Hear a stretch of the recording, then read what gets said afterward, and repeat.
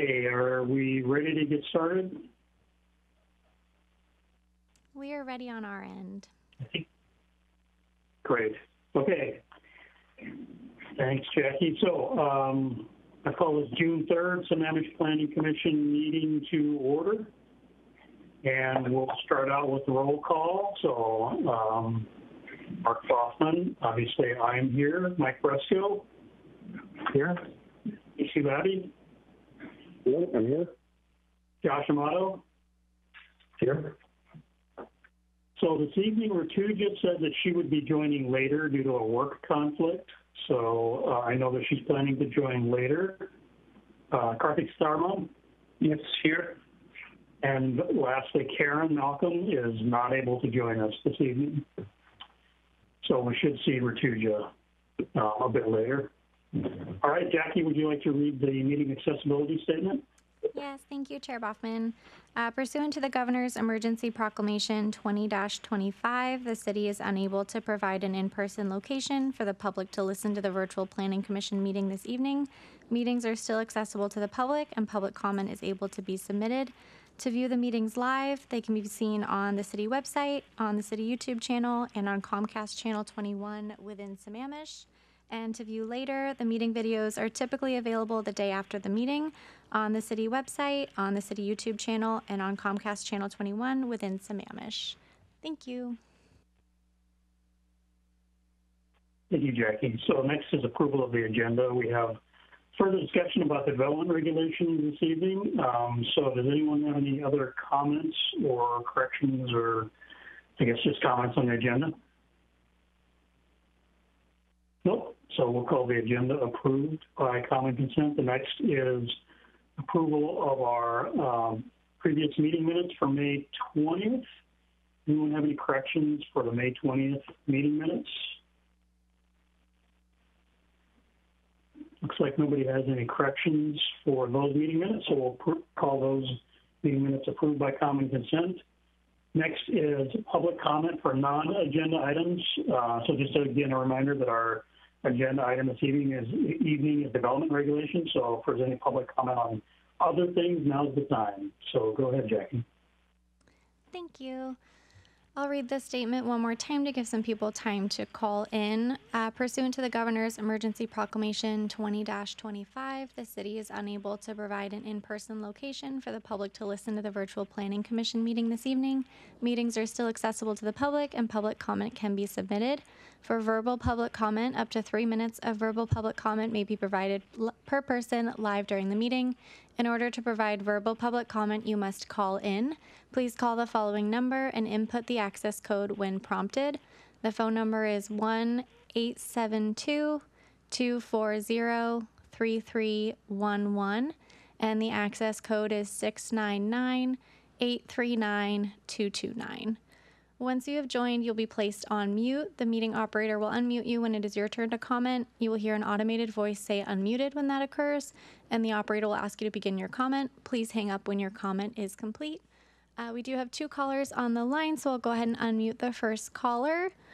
Go ahead and begin whenever you're ready. Hello and good evening. My name is Channing Maddox, resident of 21015 Southeast 14th Place since March of last year. I'm speaking today for the development of Southeast 14th Place. Southeast 14th Place is a public gravel road. It has a single lane flanked by 2 ditches. The public portion of the road is approximately 225 meters long. Because of its nature, it has caused numerous incidents, especially in the winter months, with vehicles entering the ditch. One resident's car skidded and was stuck in the ditch adjacent to the road during the winter of 2020, resulting in costly repairs. I also personally know of one incident in which a DoorDash driver was delivering to my residence and ran his truck into the ditch at night, requiring a tow truck to pull him out. The road is prone to potholes, which can cause foot and ankle injuries to those walking down the road. Many residents on the road, including myself, walk down it to check the mail or visit the nearby Ebright Creek Park. I restrained my children from running down the road because they have tripped on the potholes and fallen numerous times.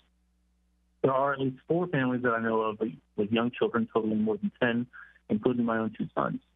The children often run across the road playing in our respective yards. It would comfort me as a parent to know that stopping distances for vehicles will be shortened by a paved road. Vehicles also pick up a significant amount of dust, dirtying my fence, the home across from me, the vehicles themselves. My neighbors and I submitted a ticket to the city via the C-Click Fix web application, issue ID number 100461108. We were informed by a capital project engineer that the development of the road is part of the city's long-term planning street reconstruction program, but that the program is currently not funded. With the length of the time the road has been in place and undeveloped, it seems that the program may have been unfunded for quite some time and may be so for the foreseeable future. I speak today to bring attention to this matter and hope to get this program funded for both the safety of my neighbors that frequent the road and the children that play on it. Thank you. Thank you for your comments. We have another caller on the line. I will go ahead and unmute you. Go ahead and begin whenever you're ready. Hi, this is Mary Wichter, and I live at 408 208th Avenue Northeast in Sammamish, Washington for 20 years. For public comment non-agenda, I wanted to bring up if there are issues either in the information provided by staff for the packets or for the Planning Commission, I don't know how to get them updated. And for example, there's an Exhibit 1 tonight in the packet. I think it starts on page 8, and it says Issues and Solutions Table. And Solutions is sort of cute because it's spelled with 2 L's, and I can deal with that. But for example, in the matrix in column A, there are numbers 6, 7, 8, 11, and 12. And if you look over to the 5th column, which is entitled The Solutions, you will note that some of the text is cut off or it's not readable. It's scrolled down. So it's basically like where an Excel spreadsheet or some table format has been done to do the matrix. The information in the matrix is great. It has a lot of ideas and great things to guide the consultants and city staff. But if you can't read the lines as the public, you can't figure out what it says. So on this issue, I've actually gone and requested that it be changed several times by direct emails. I have done a public records request to actually get the Exhibit 1 table that isn't formatted in the PDF version so I can see what it is, because these problems started in the April 1st, 2021 meeting. I just don't know how to get it updated. So I see it that way again tonight, and we're doing so much great work here with everybody working on development reg phase 2 that I'm hoping just this table can be fully displayed properly as an Exhibit 1 with solutions with a 1L, and so that you can actually see the text in the preferred solutions column for items 6, 7, 8, 11, and 12. And if there's anything I need to do to get that updated, let me know, but I think I've tried it all. Thank you. Thank you for your comments, Mary. That was our last caller, so I'll hand it back to you, Chair Boffman.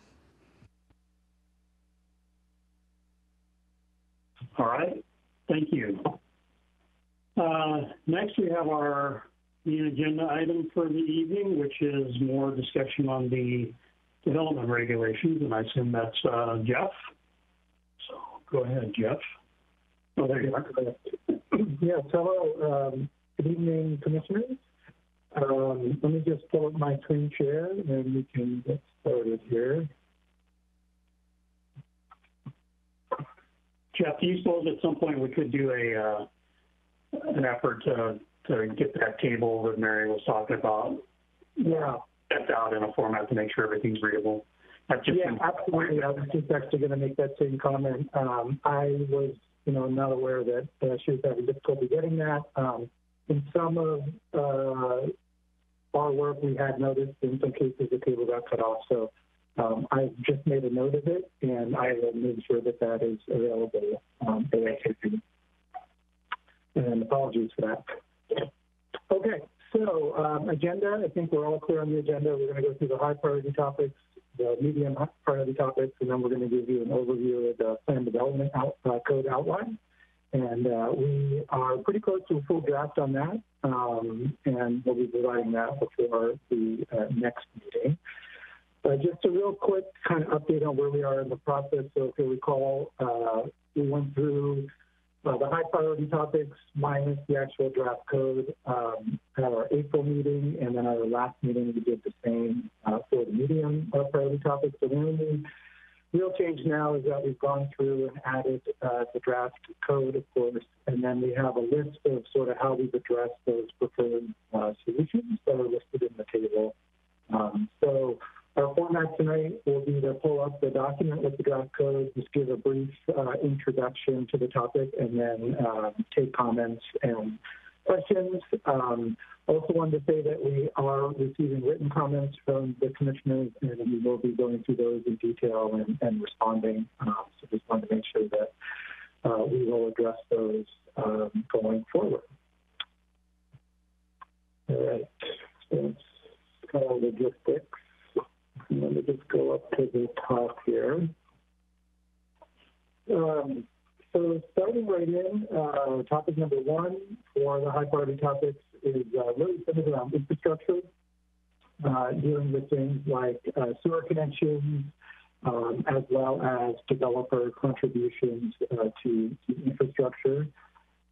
We have 9 preferred solutions here that are listed or identified kind of during the early planning for this project.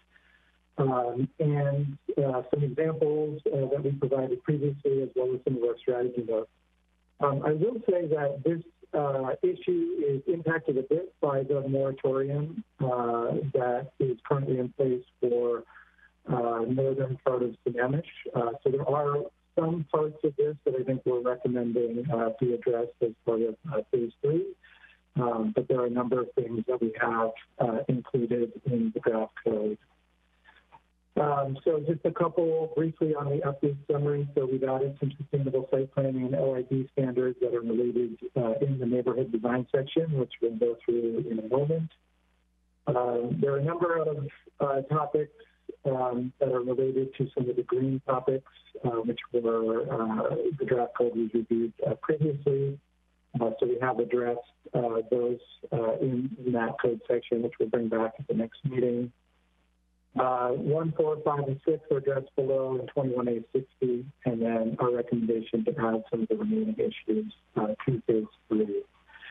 And I'll just hit on a couple of high points. So in 21A6020, which talks about sort of public facilities, currently the code says here in section number 2, all development proposals which will be served by a sewer or water district, which essentially makes the entire code section optional. You know, it's at the discretion as to whether it will be served by water, sewer, or an on-site solution.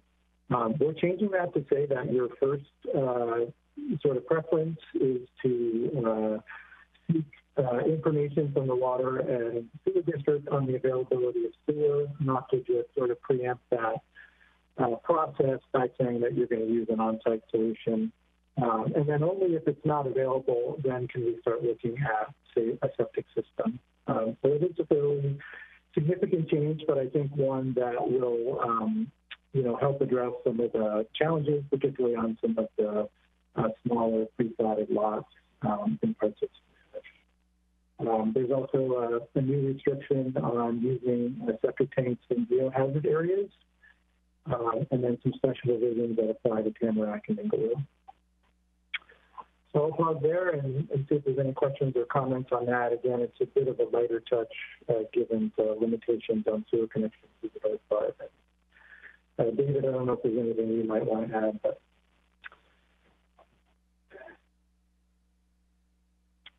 Okay, anybody have some comments? So Josh, I think I see you. We're raising your hand. Yeah, my question is on 5. Fully agree with the intent there. My question is around, do we know how many people this impacts that would currently have access to sewer systems but don't use sewer? I'm guessing we don't have that based on previous discussions. But how does that new limitation impact people who currently have septic systems within those hazard areas and then it fails? Are they going to be, what happens then? Yeah, good question. I think we could write that in to make it more clear, but assuming that sewer wasn't readily available or within 200 feet, they would be able to replace their septic system. So essentially the same rules would apply there as would anywhere else with a failing septic system. We're not necessarily proposing a stricter standard for that. So that's, and we could write that in to make it more clear. That's a good point. To your first question, we don't know exactly how many would be impacted by that. I could certainly discuss this with city staff and see if they have anything available that might sort of get at that question, but we do not have a detailed data on that currently. Yeah, I don't think there's anything, but thought I'd ask in the event there was something specific for this. Okay. If I could just chime in on that, one of the unfortunate circumstances we have as a non-service city is that we don't own the water and sewer infrastructure, and we also do not have direct access to full maps that locate that infrastructure. So this is something where if we wanted to study this, it would take quite a bit of effort on our part in working with the water and sewer district, who are on their own timeline, and they're very cooperative generally and helpful. However, it just takes more time to work with a partner agency. So it's not something that we can readily go into our geographic information system and assign some layers and do a contrast analysis because we simply don't have those layers in our GIS.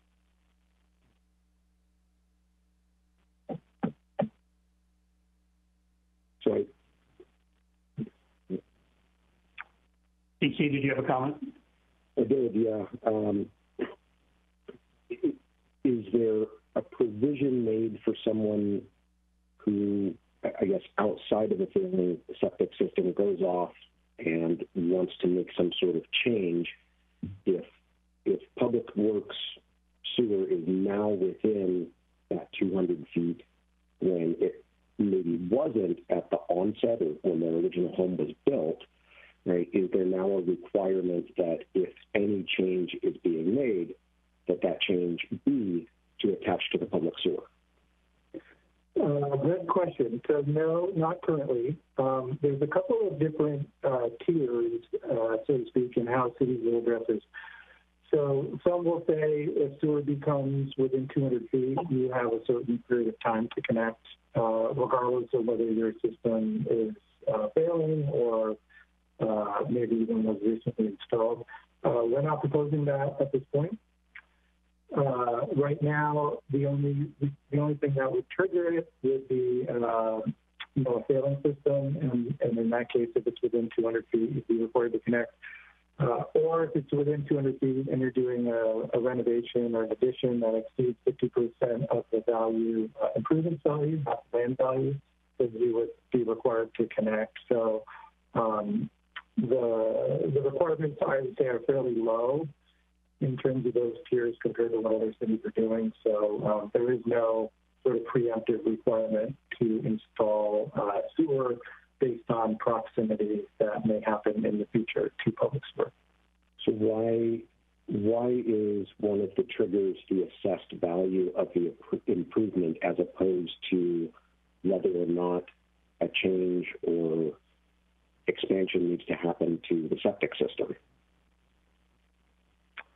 Right, it's part of the... Yeah, good question. I think the expansion of the septic system would be included in the assessed value or improvements value, and therefore the value piece of it could trigger that even if part of the improvements were related to the septic.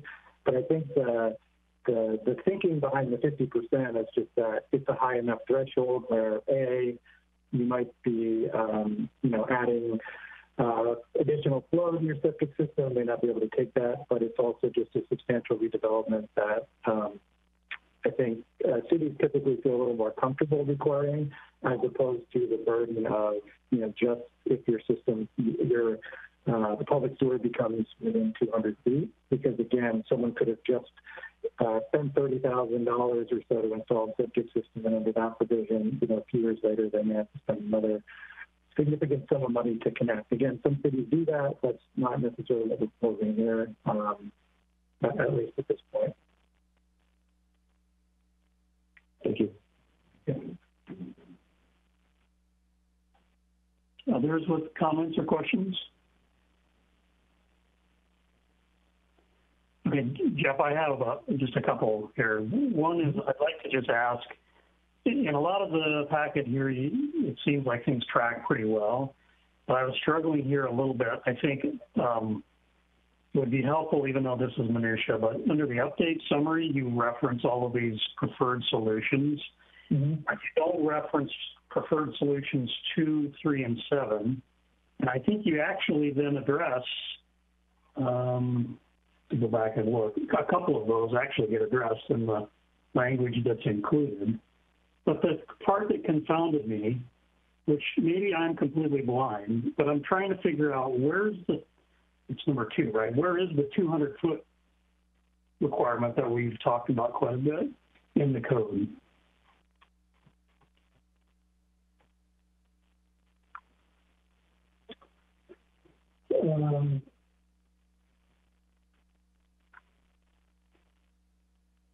I don't think it's here. Is it someplace else? I don't think we didn't end up adding that in. I think partially because of the sewer moratorium would make that challenging to implement at this time. So basically what you have is if you're triggered by the value of your improvements, then you would have to require, then you would have to connect. And you're right, perhaps we should put the 200-foot version in here. We'd left it kind of more open-ended. So we could add that back in, but again, it wouldn't automatically trigger the connection just from the proximity. My reading on here it says if sewer is available or isn't available, and the only way you can evaluate that is if you kind of define that, right? I mean, what is available and not available, but if you put some kind of, like with you, that 200-foot thing seems like it's pretty foundational to all of our discussions so far. So either it should be in there or we should stop using that and look at this differently. So Chair Boffman, actually there's 2 locations in external regulations where this is found. It's in the Washington Administrative Code section 246-272A-0025, connection to public sewer systems. That is then further refined in the King County Board of Health Title 13, section 13.04.050, connection to public sewer. And then from the Sammamish Plateau Water and Sewer District, it's specifically located in Resolution 3475. And so what happens is the city itself does not dictate when connection is required. And that's actually one of the points of this conversation is that, should we have more specific requirements in our code as to when sewer is required, or should we leave that up to the water and sewer district? And in this case, we're sort of nudging into what has been their domain. They're welcoming it because they would like it to be clearer to applicants about when sewer is required. But we haven't gone so far as to say if you're within 200 feet it's required, because we don't know where the sewer is located in relationship to their property. So what they have to do is go down to the water and sewer district and check and see, first of all, where the pipes are located, and second, whether there is actually capacity in those pipes to add additional service. So it is a little more complicated than what the city has available to help applicants with. So it's something that we have also identified as punting to phase 3, because we do want to hire a sewer expert to come on board and help us with trying to understand exactly when the city should be requiring that someone connect to sewer, how these different financing arrangements work, when there's a latecomers connection so that someone isn't surprised by a $40,000 bill 5 years down the line that now they have to pay. These are all things that have surprised the public. So we were recommending that we include some language nudging our way into this territory, but that what we do is we defer the balance of the language to determine whether the city should be regulating when we sewer or not to a study that is done by an expert in this field, which I am not. So I apologize for that.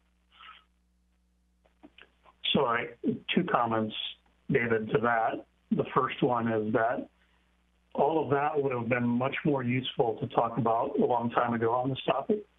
That certainly is different than I think what we've perceived up to this point.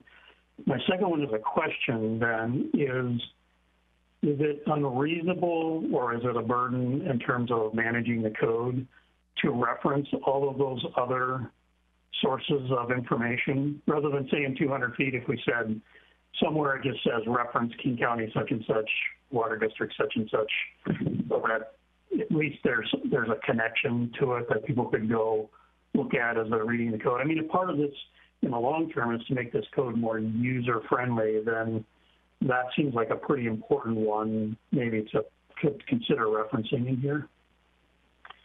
Yes. I think it'd be great for us to reference those sections. I think we could work on that under one of these items or add a new item to this list. Jeff, do you think that's manageable? Yeah, yes, absolutely. I think that's a good idea. I made a note to add that in, and I think that does make sense because that 200 foot, as you said, is a standard that comes from state and county law. And so then if there's any updates, we have to reference it.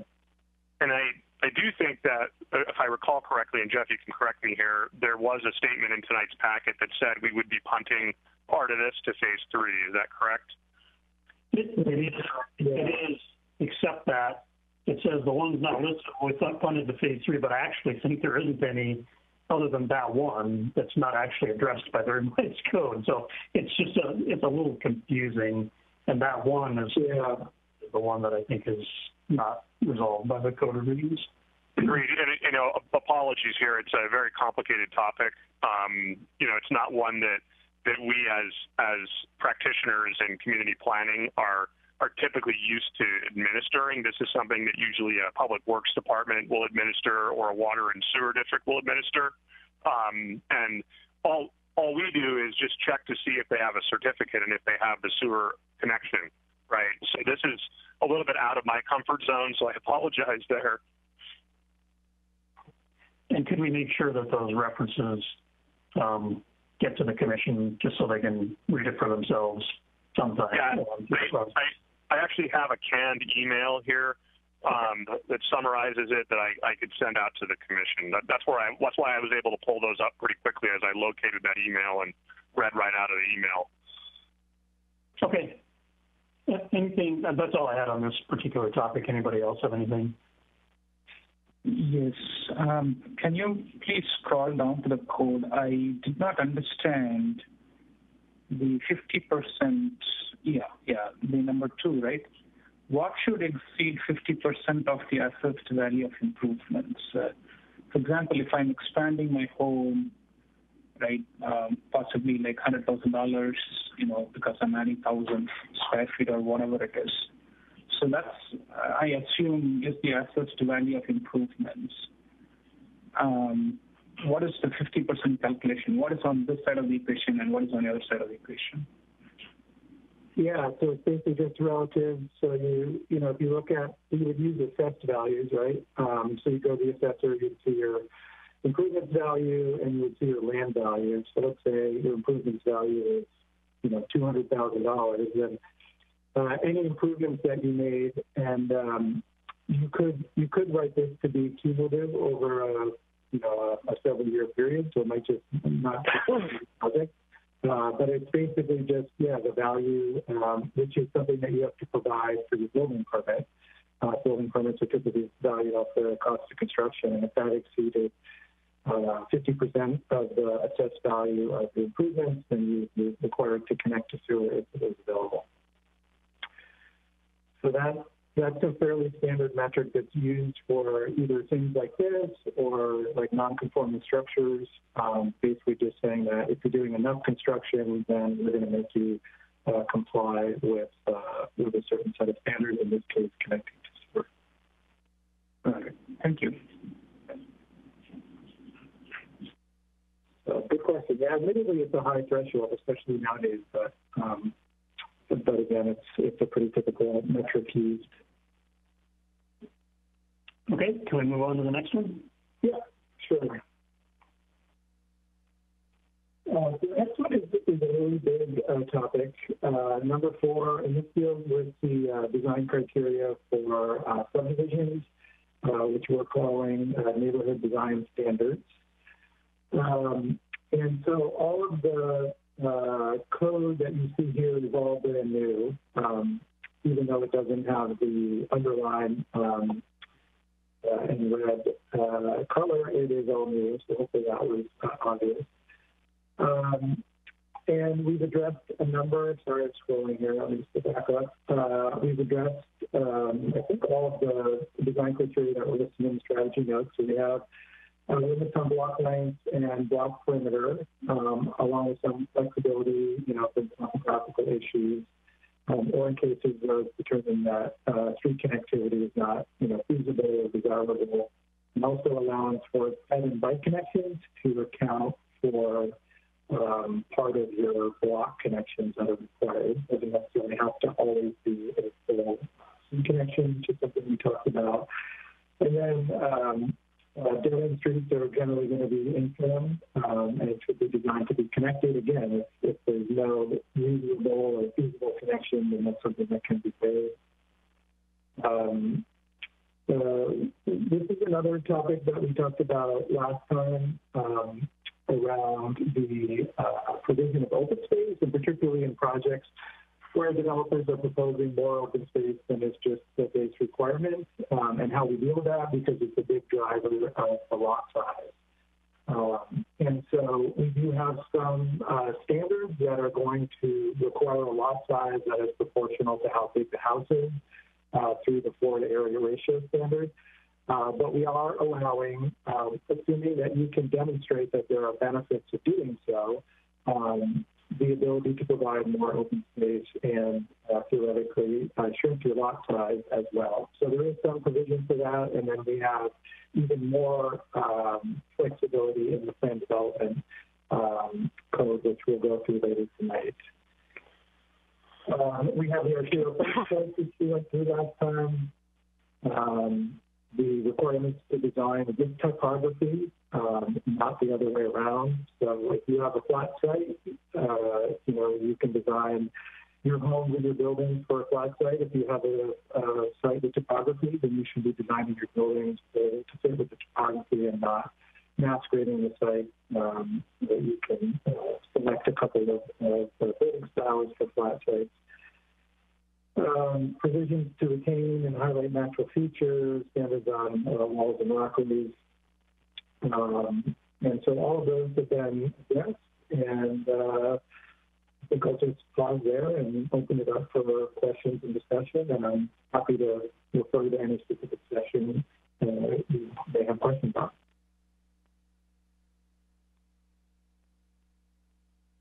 Comments from anyone? I'd just like to clarify what part of this is the entire portion of this new? Yeah. Okay, because there's portions of this new portion that are redlined and the rest of it's not, if I'm looking in the right spot. Yeah, apologies. That was one of the staff added it in there, I believe, and it had a strike line on it, so we'll clean that up for the next. Yeah, yes, it is all new. Okay, so I sent in a comment related to the red line portions of it. And my question is, under, in parentheses, the turnaround for fire trucks beyond 150 feet. Has anyone talked to EFR about that? And what requirements? That's my only thing in there. I otherwise didn't look too closely at this. I assumed it was all old code and was just looking for changes. We have not discussed this with the fire department, but I anticipate we will. We did meet with Public Works this week, and then they have some comments on this as well. We'll be providing perhaps today. Yeah, we have not had that discussion yet. So one of the inherent conflicts that we have in writing code is, on the one hand, we're trying to limit impervious surface and we're trying to limit grading and we're trying to retain character. But on the other hand, we also need to provide a facility that is adequate for public safety. This is a conversation that I've heard since, day one back in 2000 when I started working in this profession. It's the rub between the fire department wanting a runway to take off, that a military bomber could take off in versus the need of the community to want to narrow things down and minimize the impact. And what I've come to learn is that fire departments are generally flexible so long as they can demonstrate how the apparatus is going to get out of a situation in the field. So the answer, I think, initially would be yes. However, we might be able to work with them to find other language we could insert in there. A fire turnaround or equivalent, something along those lines, will need to be provided for street segments over 150 feet. So we definitely will work with them on that, but my sense is that there will need to be accommodation made for the fire apparatus.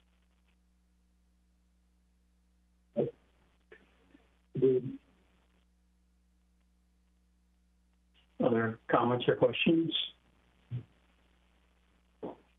Right. Yeah, I have a couple. Actually, one is just, it's minor, but I know we're looking to try to keep the code as simple as possible and also easy to read and therefore also short. So there's a few places in here, and I could send an email with the list that I had, where there's some unnecessary wordiness. So if you are at the top of page, let's see, 19, for example, and I'll just go through one or two of these. Incentive design principles is to guide future development as closely as possible towards the stated version. As closely as possible seems unnecessary. It would be design intent 2130 100C is this section. So you're, I think, past that. Well, our pages have, I won't refer to pages anymore because they're different than, I think, the paging that you have. So it's right after the illustration of the neighborhood in Sammamish. Yeah, if you go down just a little further. Yeah. I think actually maybe you're way past. Yeah, I think it's really at the beginning of this section around the neighborhood design. Okay. Yeah, so. We're referencing the page numbers in the packet. Yeah, and you have the page numbers in the actual code update. So, yeah. Keep going. Yeah. There. Yeah, okay. Sorry for that. So there you go. So the phrasing as closely as possible, it's one example that's redundant. If you go at the beginning of 2130 200A, Sammamish cares about preserving ecological function, especially as the city becomes built out. That's not really necessary. So I could send by email. There's probably 8 or 9 phrasings like that it's not a big deal. It doesn't make it incorrect, but it would shorten coding a little bit. Is it seen as kind of a purposeful escape route? Right? Like, I don't know.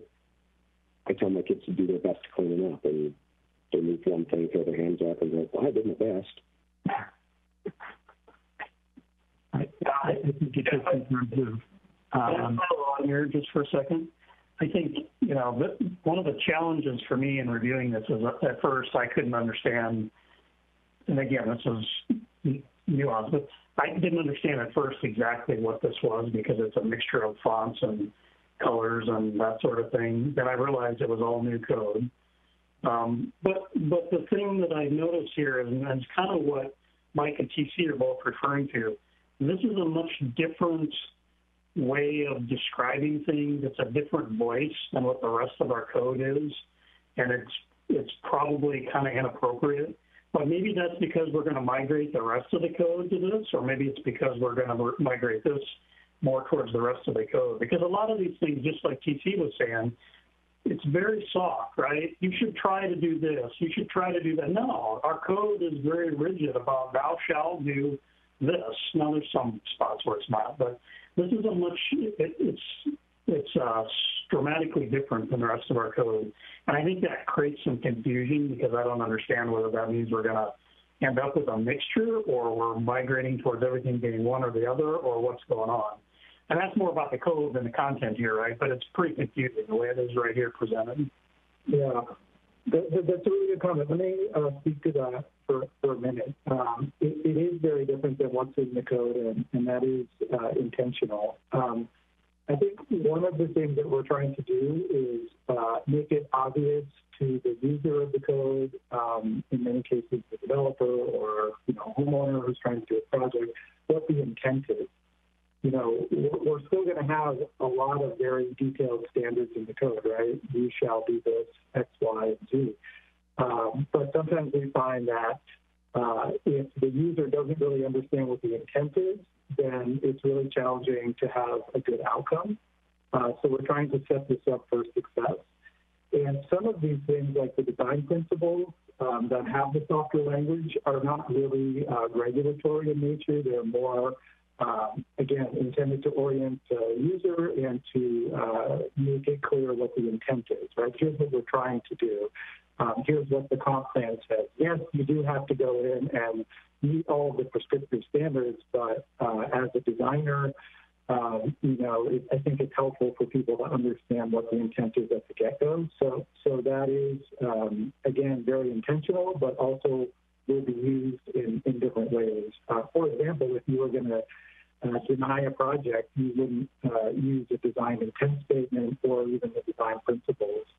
Those, again, are really more about orienting the user and making it clear what the intent of all of the standards of the code are. Yeah, it just, I'm looking right at what you have on the screen here. It certainly makes me a little uncomfortable under 213200.A, number 1, small numeral 1. Site planning should retain the form of the land and vegetation to the extent possible. Ooh, that feels pretty easy for somebody to say, I graded the whole thing flat and bulldozed everything out because that was what was possible. I guess we need to make sure we're comfortable with the balance between the two. Yeah. So the intent, again, is for the principles to be the software language and the standards to be the actual requirements. So, again, the standards should have more forceful language and be more clear. The design principles are again, more orientation and to communicate the intent. And it's very similar. I would say some of this is similar to what's in the town center code, which is, again, I know there's challenges with that code, but that was something that was developed new since the city was incorporated. It's not a carryover from the King County code and has some very similar language, particularly around some design principles that they have there. I would also say then I think that that's helpful to understand, and it might be useful to go back and relook at this again, given that context, because I didn't really pick up on that when I looked at it the first time. Yeah, sure. Maybe we pull out the neighborhood design section and add some more sort of background on it. One, I think it will then stand out more as a new section, and I think hopefully we could help in the future review of that. So we'll go ahead and do that. I will pile on too, I guess. So, Mark, I understand what you're saying and the concern. I actually found that the design principles, I felt like there needed to be a statement that said, these are broad and try to describe what it means to have like a feel for Sammamish, what we believe Sammamish should feel like in the developments. And so I was actually comfortable with it being softer and directional. So, Jeff, I don't know if that's going to help you because you're hearing two slightly different opinions here. But I would say as long as, when we get down to standards and requirements, then those are clear. And I did see some of those later on that made me feel like, okay, this is how we're saying, we will be meeting those principles and what it means to meet the principles. So, like I said, I thought there was a directional standpoint. Yeah, we can certainly add that. In fact, I believe in the design principles in the town center, they do have some explanatory text. And one of the ways that the principles could be used as well is just simply requiring the applicant to submit a statement, saying how they're furthering the principles. But again, in the formal review, in staff review or hearing them in the review, the decision will be contingent on the standards, not the principles themselves. Yeah. If I could add one thing too, we've been lacking this in our code for a long time. My prior code experience, actually prior to codes experience, the city of Bellevue and the city of Shoreline have design, not standards, but design guidelines. Like, what do we call them here? Design principles. Design principles. So design guidelines, design principles that are not necessarily binary. And one of the problems we've had in our code is that we have nothing that really tries to describe how we want development to look and feel. The builders are left with these sort of rigid binary requirements that ultimately don't describe what we're trying to achieve. What will ultimately happen here is this gets pushed off onto the staff, and this creates a much heavier lift for the staff, admittedly, because the staff now have to work with an applicant from the beginning, but it also helps give them a tool set when we're in a pre-application conference and we can go through this set of design objectives, and we can walk through it with them, and we can ask them, how does your project achieve this? What is it going to look and feel like? And they can then walk through these and tell us, and we could then also loop in what the actual code requirements are in terms of the dimensional standards and those sorts of things. So this is extremely helpful for us because what it does is it allows us to front load the conversation with the applicant and give them something to focus on as to how things look and feel in the community. Yeah. And I would just say, in my experience, having worked with communities that have implemented similar types of design principles, guidelines, or standards, if administered, correctly, it can be very effective. And there's a couple of objectives here, right? I mean, we want to promote good design, obviously, and we want good outcomes, but we also need an ability to prevent some of the worst projects from happening. And I think these standards will give the city the ability to do that. And that's definitely one of the big objectives. Because I think the challenge now is that a lot, the projects that I think have been viewed more negatively by the community have all met all of the current very detailed standards. And yet they're still not producing the desired outcomes. And so we see this approach as kind of a bridge between the two. And it is different, as David said, it does add complexity to some degree and more burden on the staff and hearing examiner to review it, but the trade-off is better outcomes for development for the city. Are there comments from the commissioners? Yeah, well, I have a couple of others in this design principles. One is just a clarification I didn't understand. So this is in 200B, degree northwest character 4.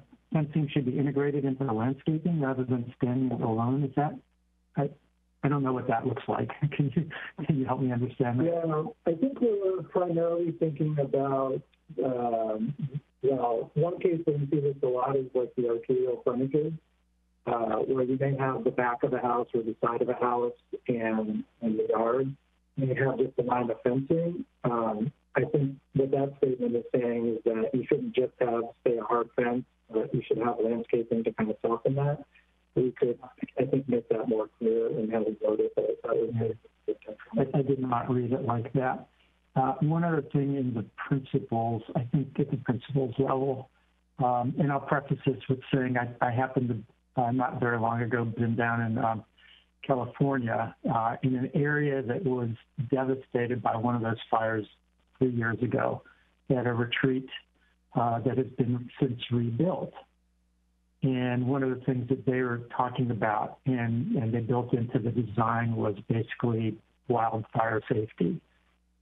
And we talked in our principles a lot about, tree cover and green corridors and so forth. And I think elsewhere there's requirements around trees and so forth. I don't know if we need to make changes, and I'd be a little bit hesitant, but I do think we need to at least have some discussion at some point in time, maybe it's in the next phase, about design for, wildfire safety. So I don't know what else to make of that, but it would seem like eventually that could go into a design principle standpoint. And frankly, I'm a little concerned about that in terms of what it does to the green canopy and so forth that we value so much here. So I don't have an answer. I just want to bring that up as a potential concern. Jeff, I can take that one. Evan, I don't know if you recall whether or not as part of the Urban Forest Management Plan implementation strategies, and the Commission just finished with those, whether or not there was anything in there regarding wildfire interface, and whether or not there was an implementation strategy that might have prompted us to have that conversation that we could include in a phase 3. Yeah, David. So a lot of that work, oops, sorry, I'm hearing myself in my headphones there. A lot of that work was planned for our Group 2 or work with the UFMP coming in 23-24 because our emergency manager, Andrew Stevens, will be working closely with King County over the next year and 2 years, and they're going to be starting a rigorous evaluation of the county's fire preparedness. And once they complete that work, it will sort of be able to trickle down from the county level to the city level. So those are implementation strategies we have planned for, but in 23 and 24. Okay. That's all I have on these sections. I've got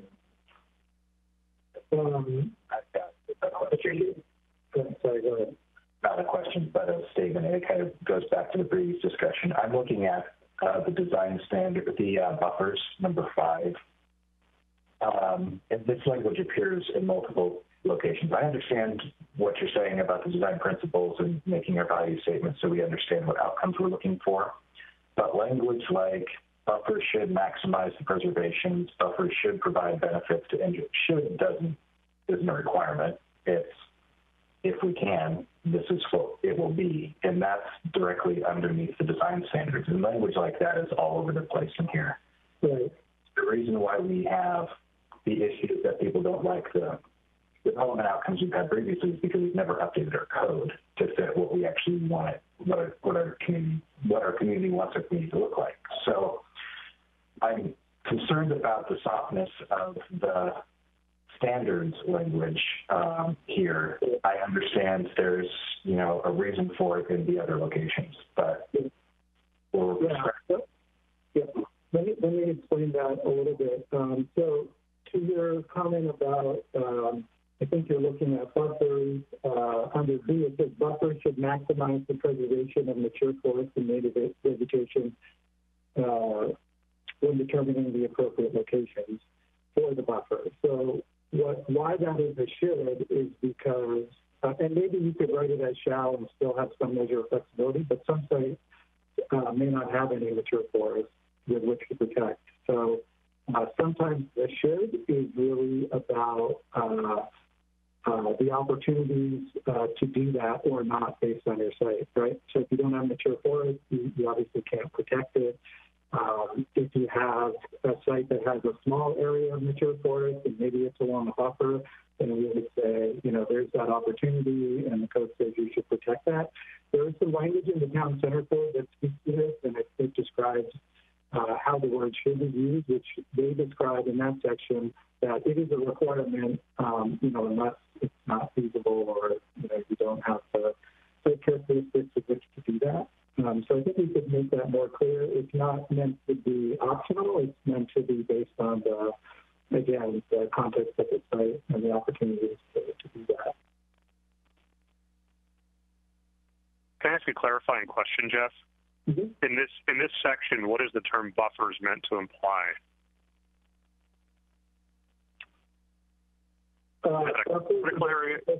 In this case, a buffer is a type of open space that you could optionally choose to provide. It's not a requirement. So it's like trying to get at sort of the developments like, let's say the High Cross or one of those developments where they provided a significant amount of open space.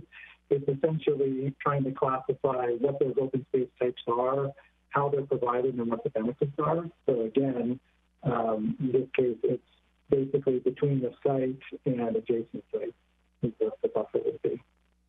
Got it. So not to be confused with critical area buffer, which I think is an important distinction. Yeah, because this is one where we would let them count the density if they met the requirement, right? So we might say like, hey, we have a lot of mature forests.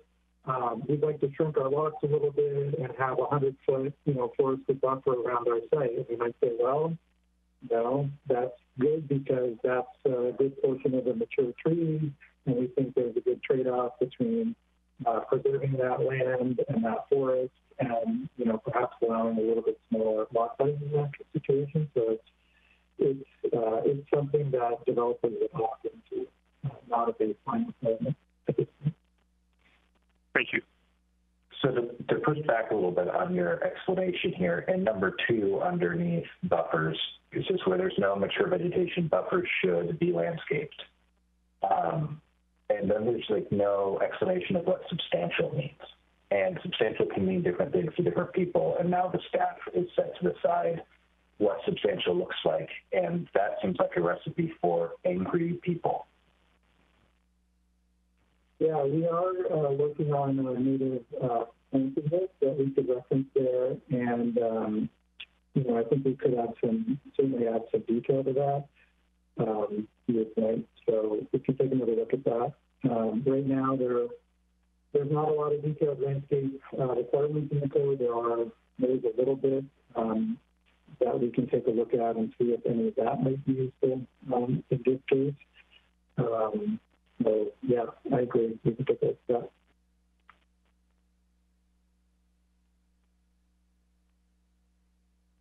Other comments?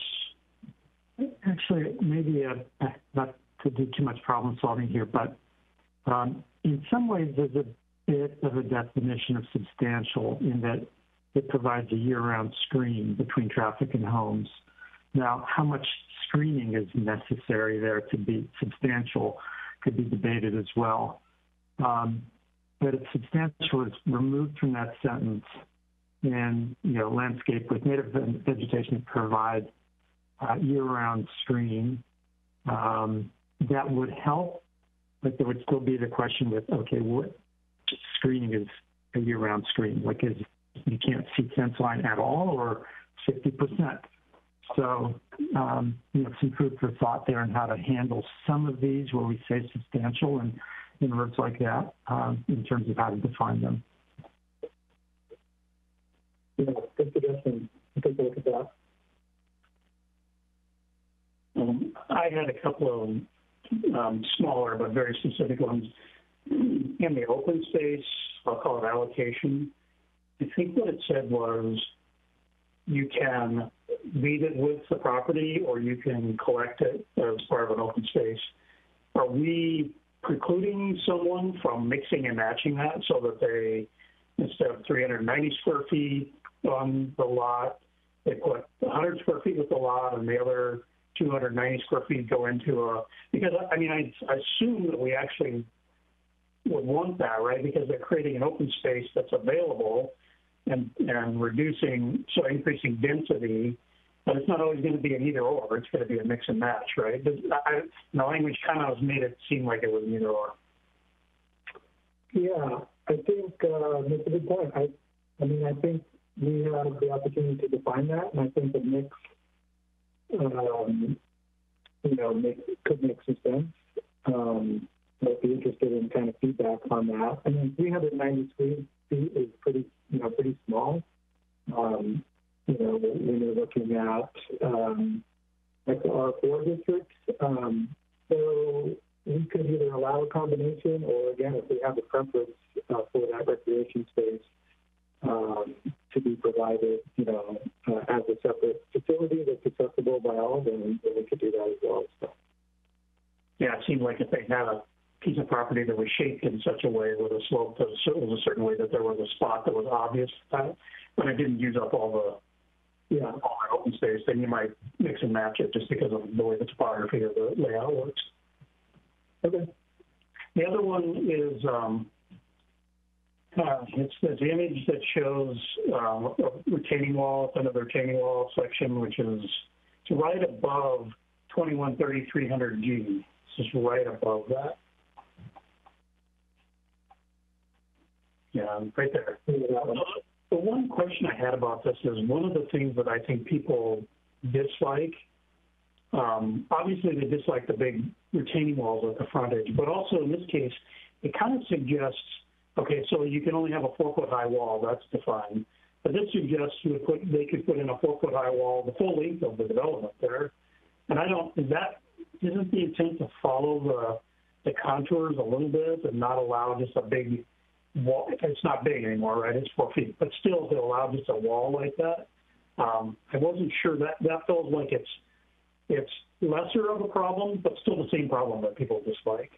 And I'm trying to think why they would have to put a wall like that for any reason other than to just level out the property for themselves, make it easier to build on. Yeah. I mean, one of the other things we talked about too is maybe pushing the retaining wall back to what we just talked about with fencing and having with vegetation between that. I think our focus was limiting the size of the wall, and the other thing is that this is only allowed on existing lots. So if you were to develop a new subdivision, you'd actually have to provide an arterial buffer. So this is only applied in a more limited situation. So I think I agree that this is not ideal. This is more of a way to deal with existing lots and try to mitigate some of the quality lots that are. Okay. Yeah, that was all I had. Anybody else have anything else on this section? Looks like no. Okay. Well, thank you. So again, I will package this up and send this back out in its own draft and clean up the track changes just so we have a clean copy. Okay, another big topic. This is number 10, and this is basically dealing with the individual design of home sites or parcels. So this is where we get into the issue of the size of the home relative to the size of the lot, which is an issue.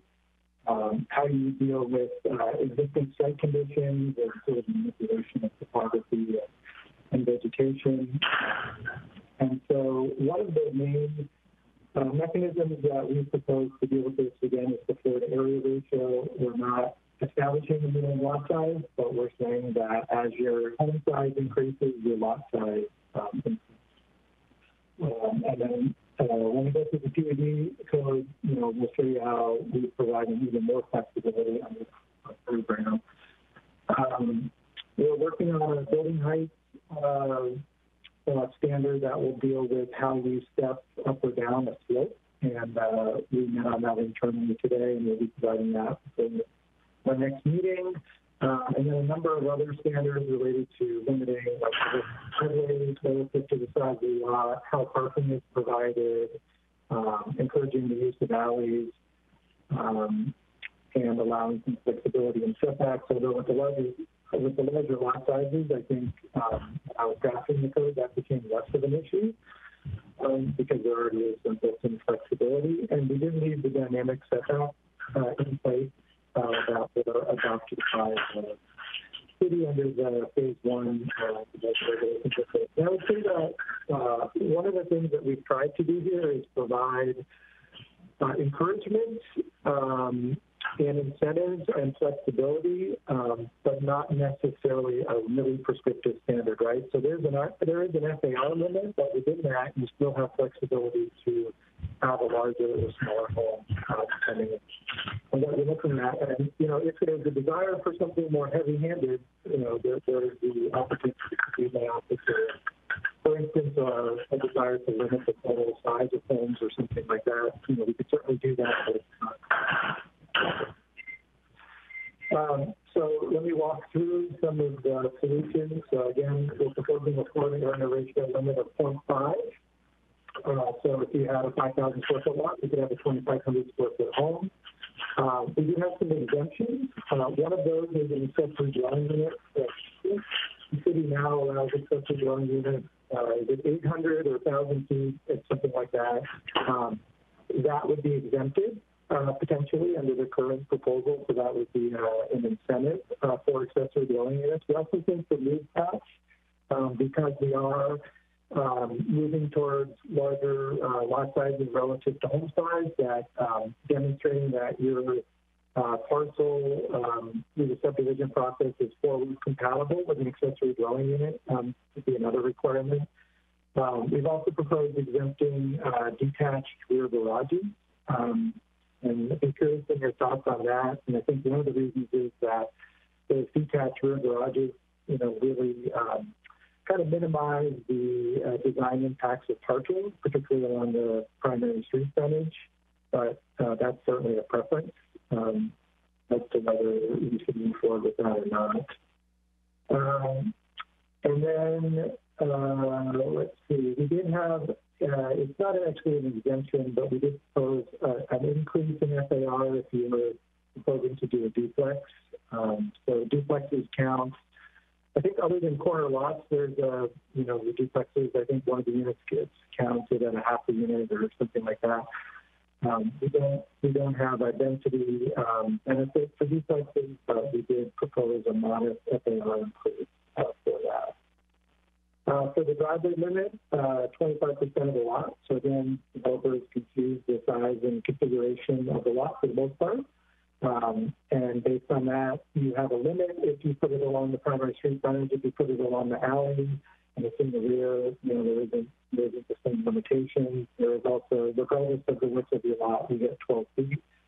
So that's the minimum, and then 20 feet would be the maximum, which is standard for the we have some standards around parking design and where your parking goes. We, again, are working on the building height standard. And we have some standards related to the size of parcels relative to how much grading needs to happen. So it's something that should be looked at, particularly for driveway access. Larger lot might afford some less needs for clearing and grading for particular access in the building. And then, we have some other hillside standards, requirements for the front door and walkway to be facing the street. Again, that's a preference choice, but I believe it's something we discussed last time. And it's a very basic frontage landscaping standard. So I think every lot has to have at least one mature tree, which is pretty simple, but a good way to get a nice streetscape and tree canopy there. And this one is interesting because it's a really important topic, right? It's a big issue, but actually making those changes to the code is a relatively light amount of text. So if you're looking at this going, where's the rest of the code? Some of that is just that some of these can be implemented in a fairly streamlined way. So we've added, again, the FAR requirement, and that's just added to the table. The driveway maximum and parking setbacks are added to this table. These will be kind of broken up a little bit in the Unified Development Code format, but we've included it in here in this format for now. So that's kind of the highlights. Again, we left the dynamic setbacks in. I think we felt like with the larger lots, the dynamic setbacks, I think, work. And again, we're consistent with our approach of providing some flexibility and some options for those that can choose that way. So I'll pause there and ask if there's any questions. And we do have graphics as well that we showed last time that kind of illustrate some of the forward area ratio requirements, and we'll do some refinement on those prior to the public hearing. Arthur, did you have a question? Now, the FAR, does that apply to all residential zones, including R1 through R6, or is there a particular residential zone for which this applies? Because good question. We proposed it in the R1 through the R8 zones, so primarily the ones that are more geared towards single family. We did not propose it for R12 and R18, one, because the densities, I think, are higher and we might have to take a little bit of approach, and also there just is a very small amount of total land zones applied to those zoning districts, and then an even smaller amount that's undeveloped.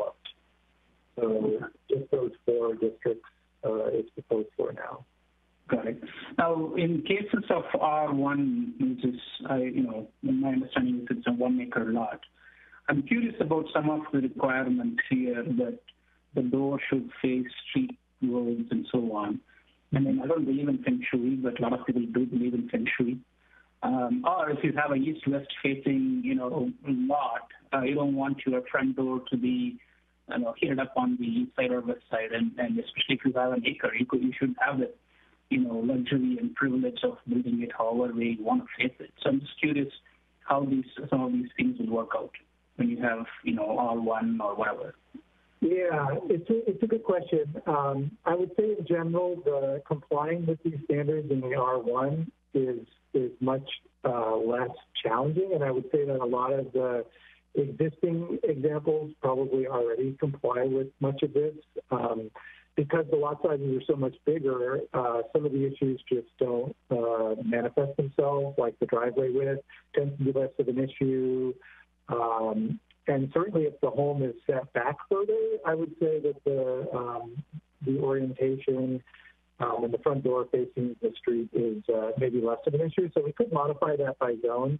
And maybe like in the R1 zone, we don't necessarily require the door to be facing, but we require a designated walkway or, some design gesture, towards the primary street frontage, but maybe we're less rigid. I would say when you start to get to particularly the R6 and the R8, and you're getting into, 5,000 to 7,000 square foot lots, these issues become a lot more pronounced. And I think there we would want to be a little bit more strict on how we apply those. But you really raised a really good point, which is in the R1 district, some of these design issues are less of an issue, and maybe we want to provide a little bit more flexibility in this. Yeah, that's all I had. Thank you. Yeah. Okay, we'll take another look at that. That is a really good point.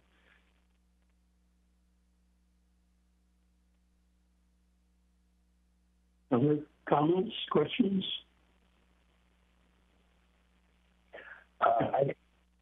I have a clarifying question for the next table. So if you could scroll down a bit, Jeff. So there's several places like minimum front yard setback, those kinds of things, where the notes refer to, basically it's dynamic depending on house size. So, for example, on that, it's the third row down with the front yard size, just as one example, looking at R6, 15 feet, but then, the note number 24 has different requirements. So I was unclear why 15 feet is shown there and not the reference to, the detailed, by house size that's below. Yep. So my guess is that there was already a system of using the footnotes, which is very common, particularly if you're doing an older code and you're trying to layer things onto it. But as I think this shows, and we've kind of identified as one of the issues between like the Unified Development Code, is it becomes very cumbersome to sort of scroll up and down, and to your point, have to always clarify a standard that should clearly be written. So to answer your question, this is something we are going to clean up in the Unified Development Code. And one of the things we're going to do is, so for the Auto 1 and the R1 to the R8 zone, we're actually going to have sort of a couple-page sort of synopsis of each zoning district with a graphic that shows the standards, and then we would have things like the dynamic setbacks directly put in there as a way to get rid of all of these footnotes. So for the development standards table and also for the land use table, which also has a number of footnotes, that will all be cleaned up in the Unified Development Code to make it easier to. Good to hear. Thank you. Yeah, good one. Josh had a comment. Go ahead, Josh. On the table for 21A 25030, you have down maximum driveway 30%, but in the notes above it's 25%. So is that a purposeful change or a typo?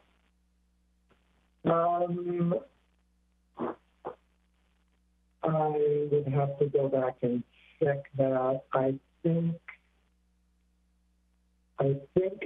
the 25 is what I started out on, and the 30 is what made sense when I was drafting the code. So the 30 is what we meant to propose, and I just need to go change the notes up top to be considered. Yep. It's not a huge percentage, but understanding the thought process behind there would be helpful for us, I think. I don't know that it's a big deal, but yeah. I'm sorry, go ahead. I was just going to say, I think we'll do a little graphic of that to kind of show it. You're absolutely right. I think what I was doing was looking at anticipated lot widths and kind of figuring out what was reasonable. So yeah, we'll skip that and come back to that. Mm-hmm. Jeff, did you mean to write in there too, maximum 30% of lot width or 20 feet, whichever is less? Or did you mean to say maximum 30% of driveway width? Because it seems to me that the driveway width is what we're trying to define. Yeah, should be parcel width. Parcel width.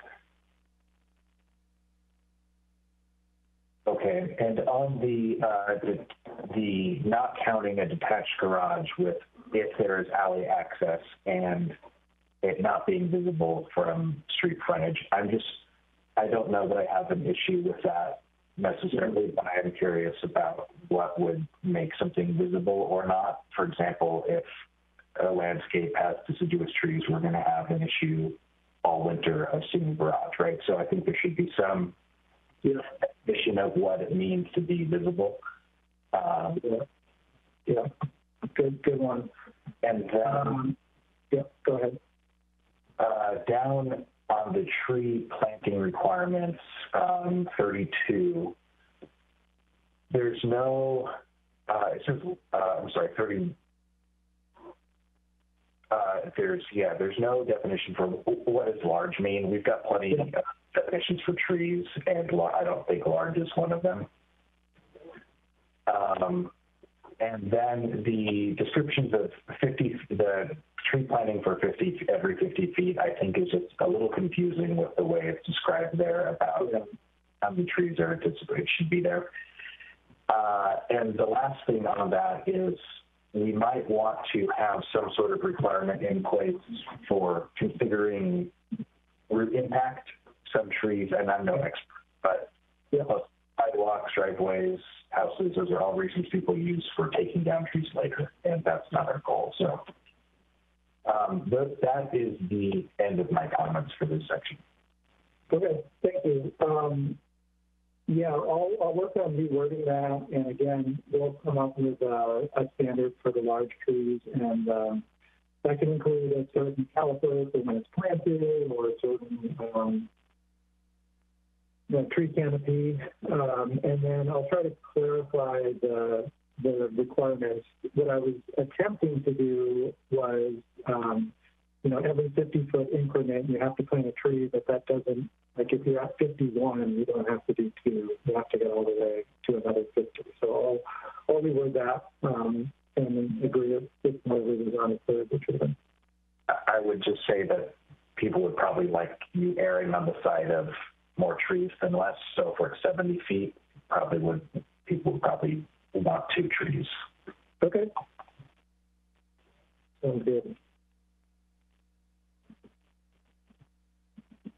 Jeff, I have a question, and maybe this is dumb, I'm not sure.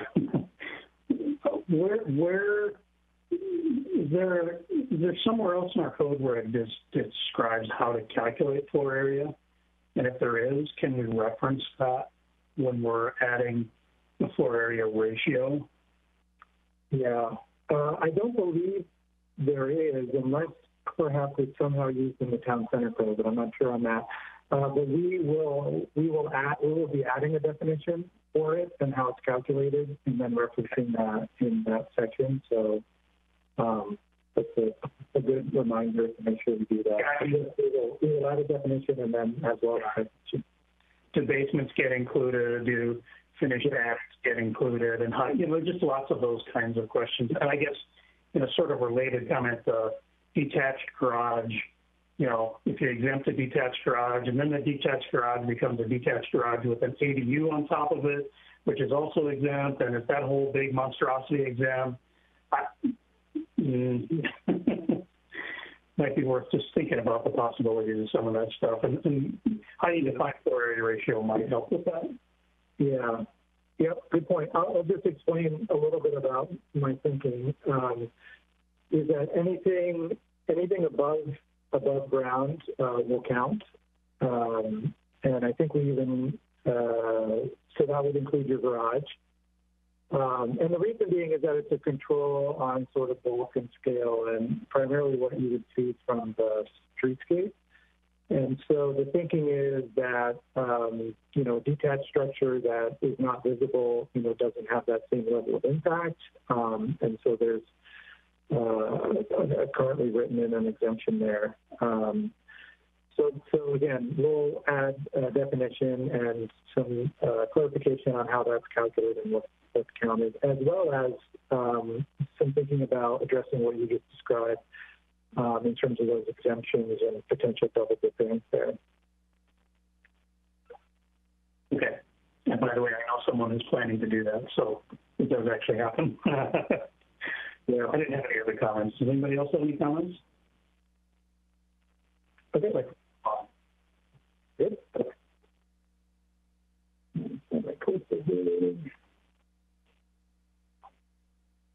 Okay.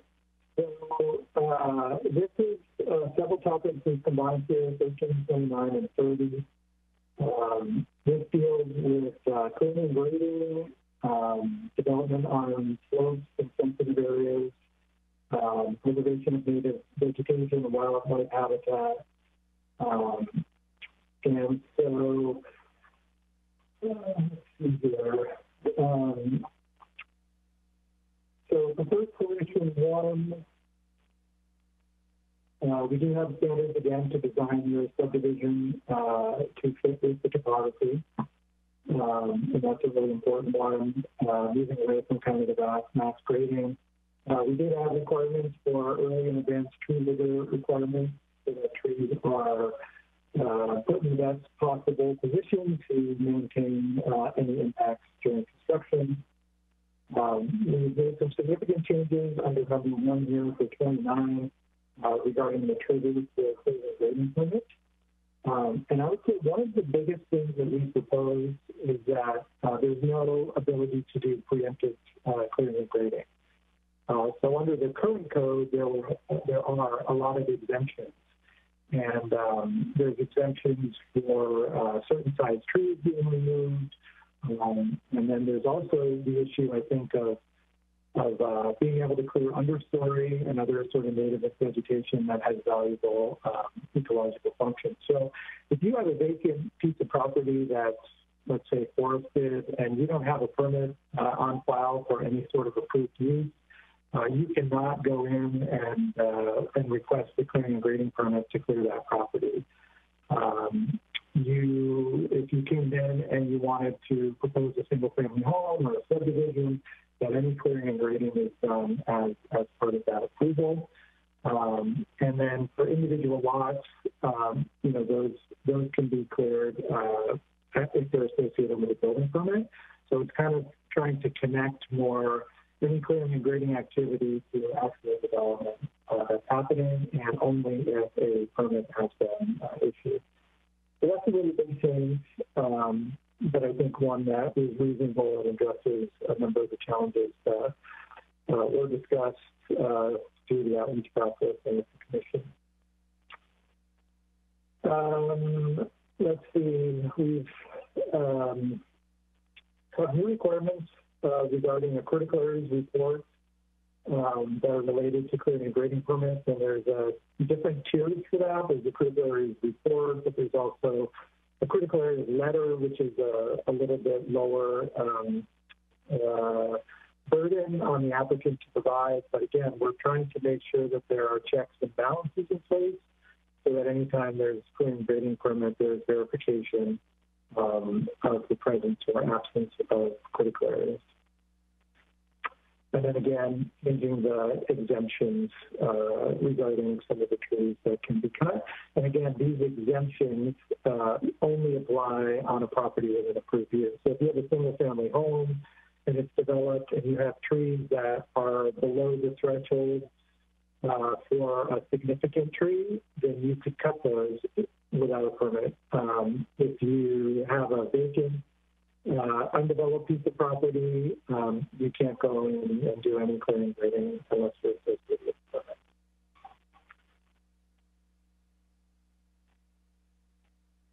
So I think that covers most of it, and I will stop and open it up for questions. Anybody have any comments on this one?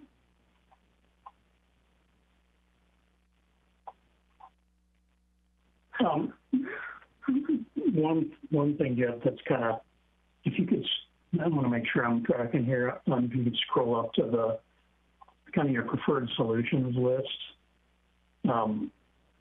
Yeah. So under those ones under topic 30, I believe I went through and tied all these to the language that's below, but it doesn't. A lot of the other places you say, see this section or see this paragraph, it would probably be helpful maybe in this documentation to note that, just to make sure that it's, you know, point-to-point connection. And then the one other very specific thing is under, let's say it's like 6B, 6 preventative measures, B fertilizer, there's a, you know, shall be applied to enhance the vigor of trees prior to construction. I think we might consider putting some kind of time frame around that so that it's not 5 minutes prior to construction. Yeah. Okay. Do you have a suggestion on that in terms of what you think is reasonable? I don't know what there's probably some guidelines that, you know, an arborist would typically say, but I always thought that this was something you kind of had to do weeks or even months in advance for it to actually work. But I don't, maybe that has to do with the type of trees or the size or something. Just saying prior definitely leaves wiggle room for somebody to take advantage. So, you know, something, even if you said 4 weeks prior, or if you know, per the recommendations of the arborist or something, I think would be better than just saying prior. Okay. I mean, so what the arborist prescribes here, we're getting an expert to already come up with a plan for them. So maybe that should be, we just have, as part of the requirement for the arborist, have them come up with a plan that includes the time frame for when things should be done. Yeah, and we could say that that needs to be approved, of course, prior to construction. You could say approved and implemented prior to construction, something like that, and maybe we add a specific time period. I would suggest adding approved with the permit. Just make it as part of the review, because it needs to be reviewed and approved prior to issuance of construction permit. Yeah, okay.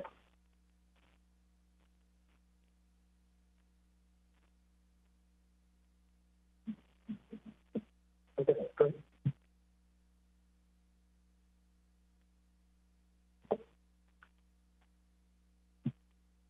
Any comments on this section?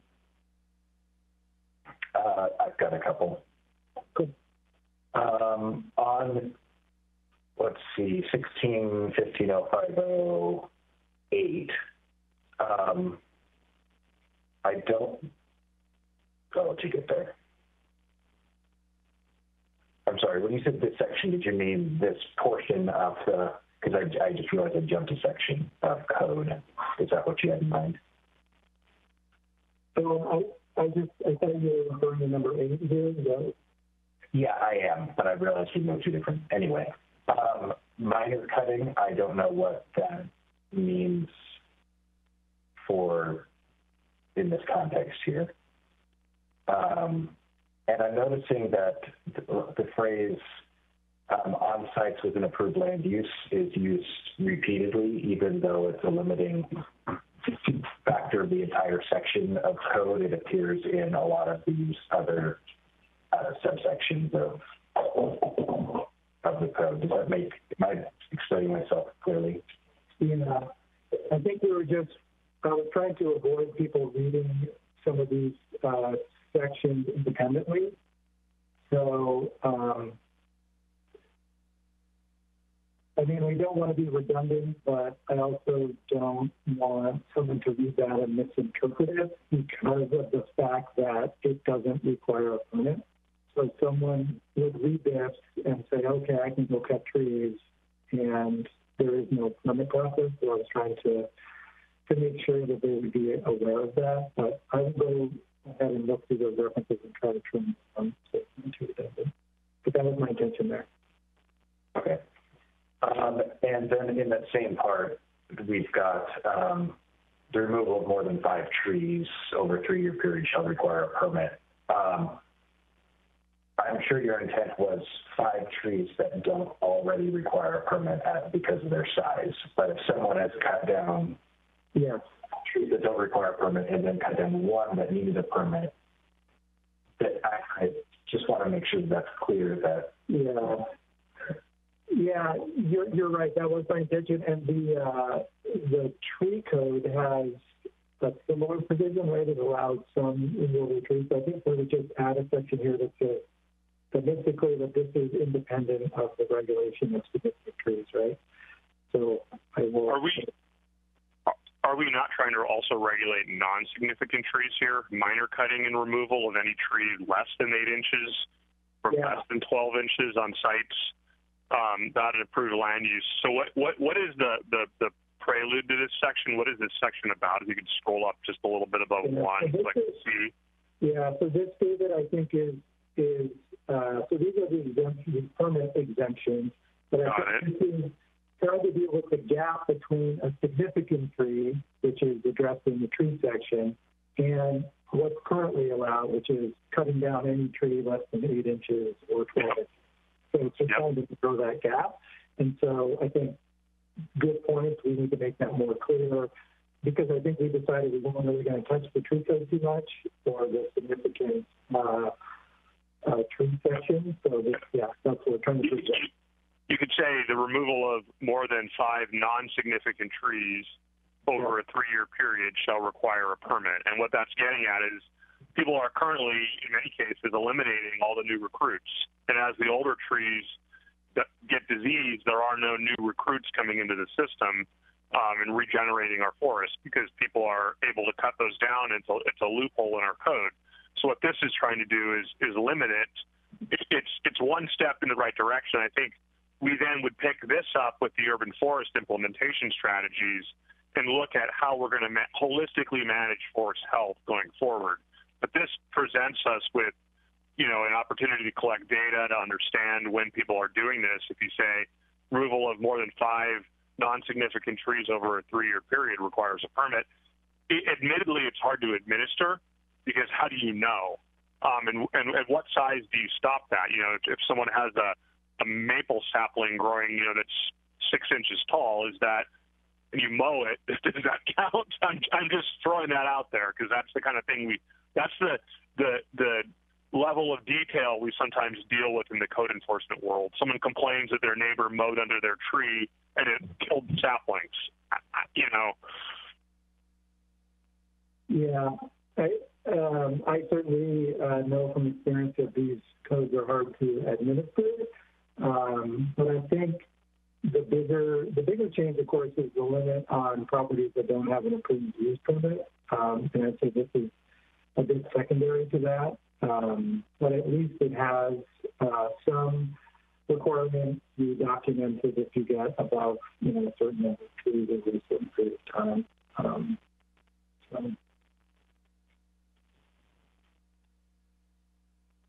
And are we making any differentiation for the number 5 being inclusive or exclusive?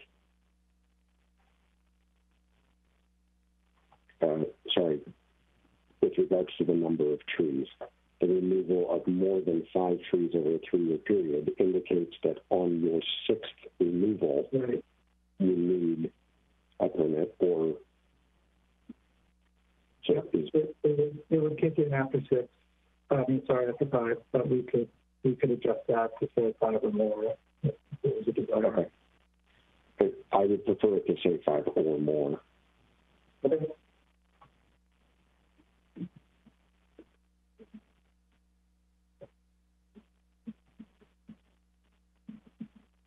Good.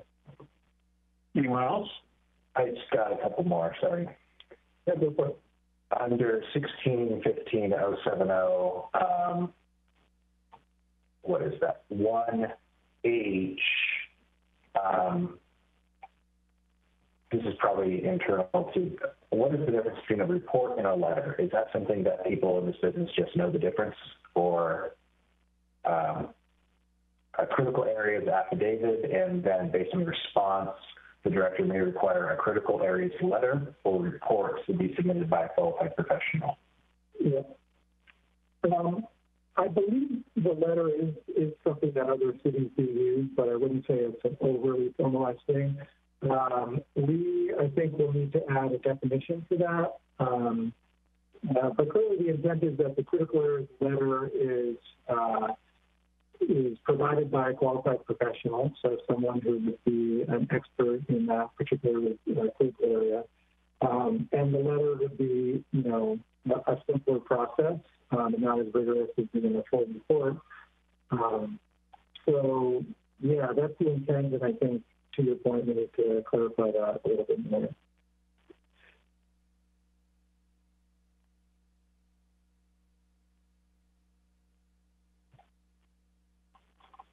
Okay. There was one entire portion of the code that was removed, and it is near the bottom. It is clearing of vegetation on the lots will not be allowed unless the city determines that. It seems like now there's no way for any new home or development to be able to clear any vegetation at all with that removal. Am I reading that right? What's the goal? Yeah, the goal is to really get away from the large-scale mass grading.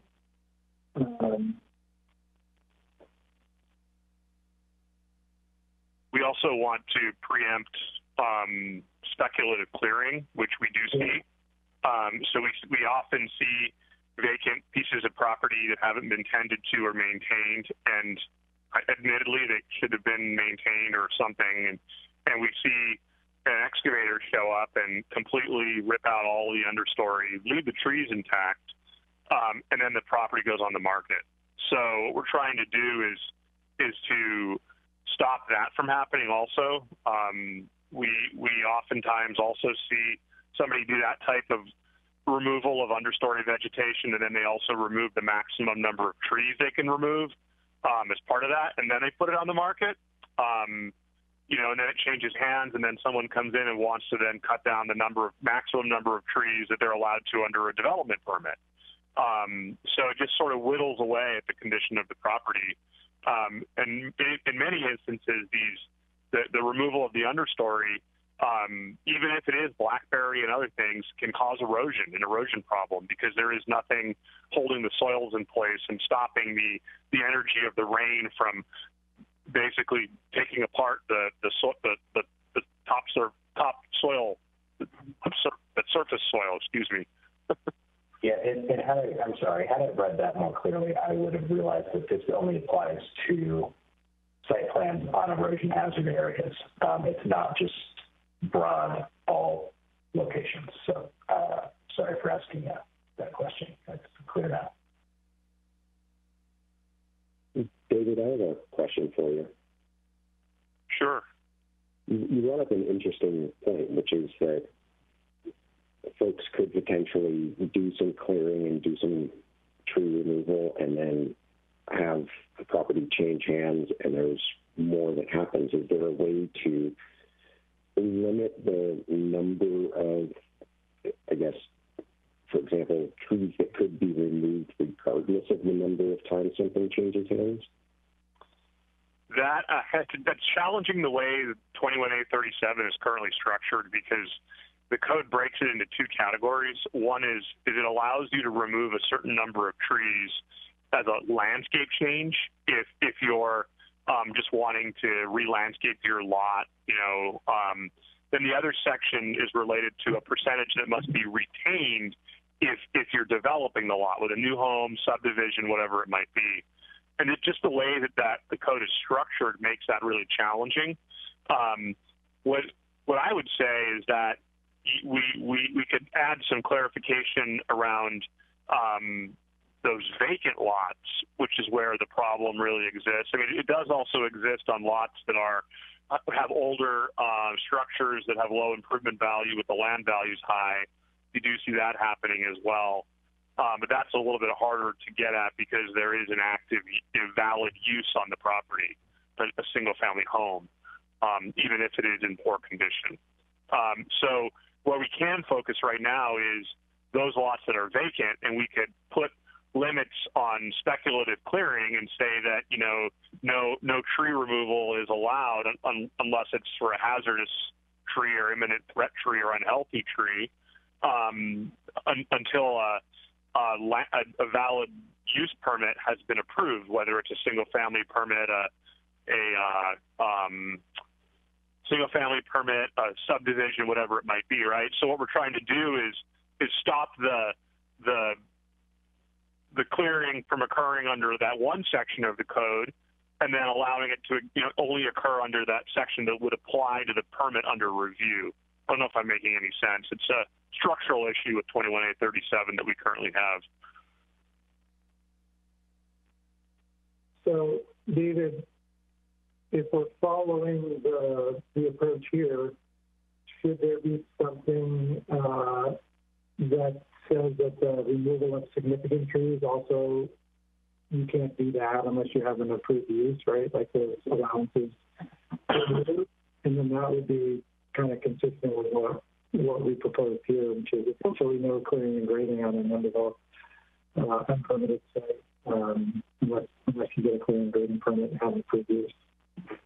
Yeah, that makes sense to me. I mean, really what we're trying to do is to stop that first cut that occurs, and then it changes hands, and then they flip to the next section of code, and now they're able to remove more trees, right?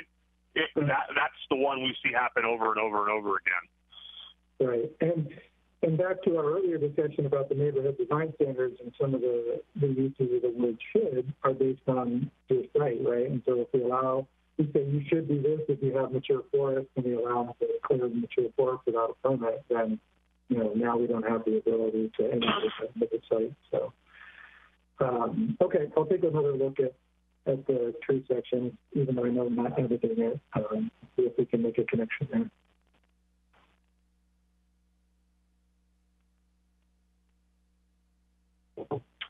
Anyone else with comments or questions?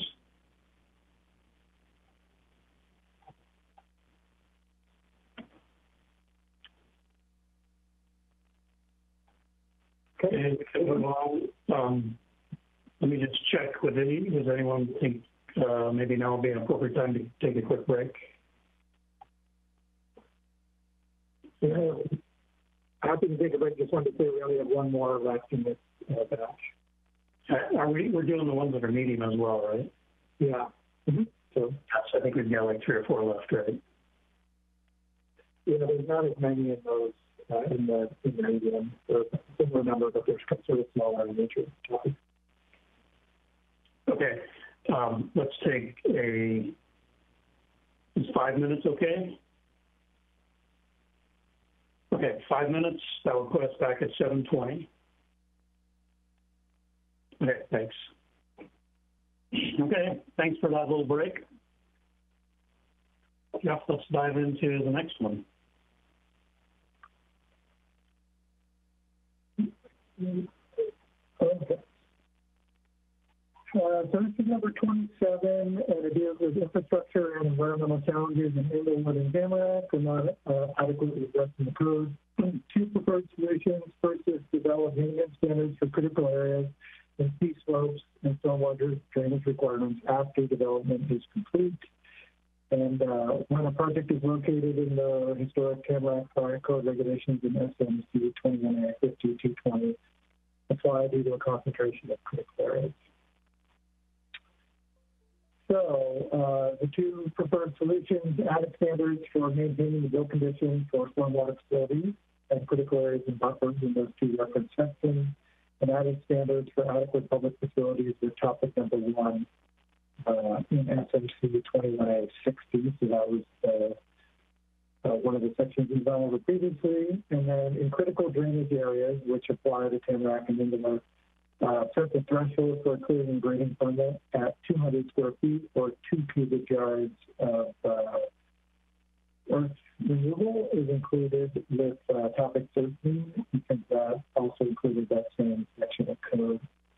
The threshold is applied cumulatively over a 2-year period, and the remainder of that topic is recommended for deferral to the critical areas code update, which will include a look at the best available science as well as a comprehensive update to the geohazards section, which is a significant need for an update. So that's that. It really has to do with maintaining infrastructure and not, encroaching or impacting critical areas over time.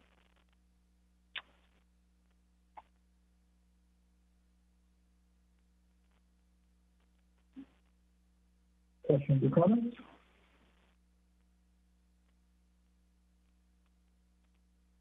Anybody have any comments here?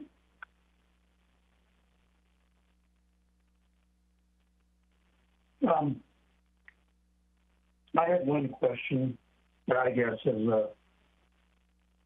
and I was looking for this, but, the added language there, number 4, where it says, you shall do this.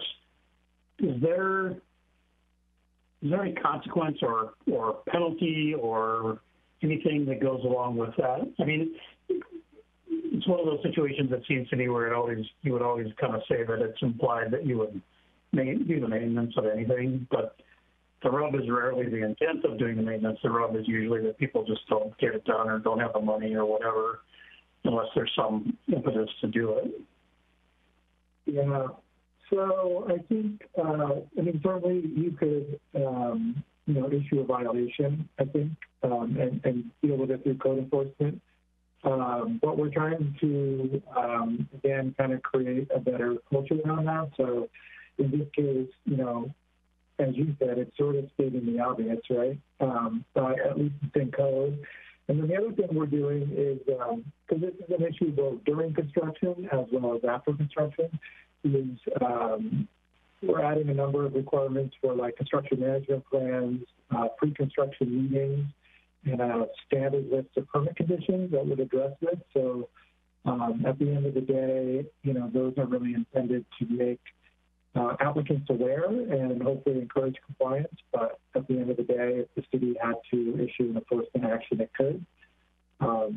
Anyone who's enforced stormwater rules knows it can be challenging because there's some old sort of laws and legal principles around protecting your property and stuff. But if it was clear enough, certainly the city could issue a violation. Josh, go ahead. On that same, I've got a concern about the vegetation management plan and again on the management of the surface water facilities. We have had HOAs and homeowners email in and say that there are areas that they're supposed to maintain, but they just don't have the funds to do so. And I understand the need to have them maintained. I'm just concerned about the long-term viability of relying on HOAs or new development to do that over the long term. So I don't want the city to bear the cost of that, but at the same time, realistically, eventually the city will need to. And I imagine the city will have to do something in many cases. So that's just concerning to me, just the long-term management front. Yeah. Yeah, I definitely, I think, share that concern, and I think, certainly going forward with new development, it could try to be addressed in a different way, and I think some of the criteria around open space, might help with that a little bit. And, the city always has some flexibility in its police powers and enforcement to kind of work with applicants on their, best solution and a good outcome. And then, long term, the city would have to decide if there was ever an interest in taking over, some of these areas. But I think, that remains to be seen right now. So, do you have any suggested change here or, ideas for how we might address that? I don't, because any suggestion where the city takes over management of it is something way bigger than this process here, but I just don't think long term this is going to be viable, because we're seeing right now failures of HOAs or homeowners to be able to manage culverts properly and maintain vegetation in critical areas. So it's just, at some point, it's just not going to work for these new developments, and it's already not working for ones here. So it's a bigger question. But since we're adding it here, I think it's important to have some sort of discussion with people who can make a long-term decision. Yeah, I'm going to make a note of that one. I mean, from the city's perspective, the simple answer is then don't develop it. I hate to say that. I don't mean to sound flippant. It's a simple matter of the people getting in over their heads and only looking at the short term of building a house and not thinking about the site that they're building on. And I think it speaks to the entire culture that we've been confronted with over the past decade in Sammamish, where you have outsiders coming in, or even people who live in the city, who own property in the city, and their sole goal is to get a house built on that property, and they're not thinking about the impact that it has on the natural systems and on the landscape. And really what we're trying to do is to change the culture, to add some awareness and some better behavior over time, and designing a site that won't be so burdensome to maintain, right? It's really about design and what you're building. We get these reasonable use exception requests to shoehorn a house in, 5 feet from a wetland edge. How do you think they're going to maintain that house down the line? There's all sorts of implications with that we have to deal with. And if we tell them no, well, then we're being obstructionist and we're taking their property rights. It's a challenging place to be. So what I think we're trying to achieve is some awareness through code, and we can put a condition on the property, on the building permit when we issue it, that references this. At least they're aware of it. To Mary Wichter's comment, recording on the notice of title, maybe that's something here, is that we record these requirements on the notice of title, and that ensures that anybody who might buy the property down the line is aware of the requirements that they have to maintain this piece of property. It's an asset to them and the community, and it should be really cared after properly.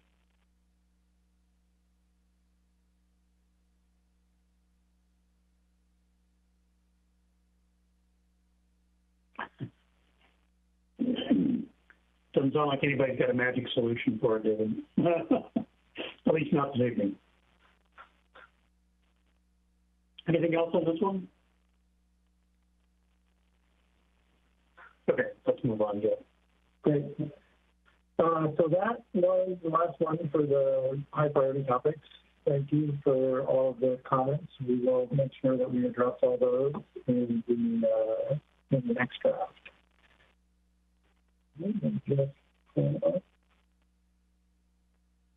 Okay, so these are the lead priority topics. We went through these at the meeting in May. The first one addresses some of the topics we already discussed tonight, which is adding definitions,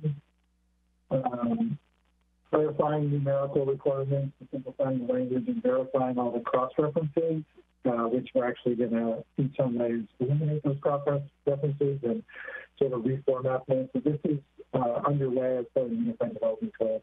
So can you go back to a single-page view? Okay, yeah.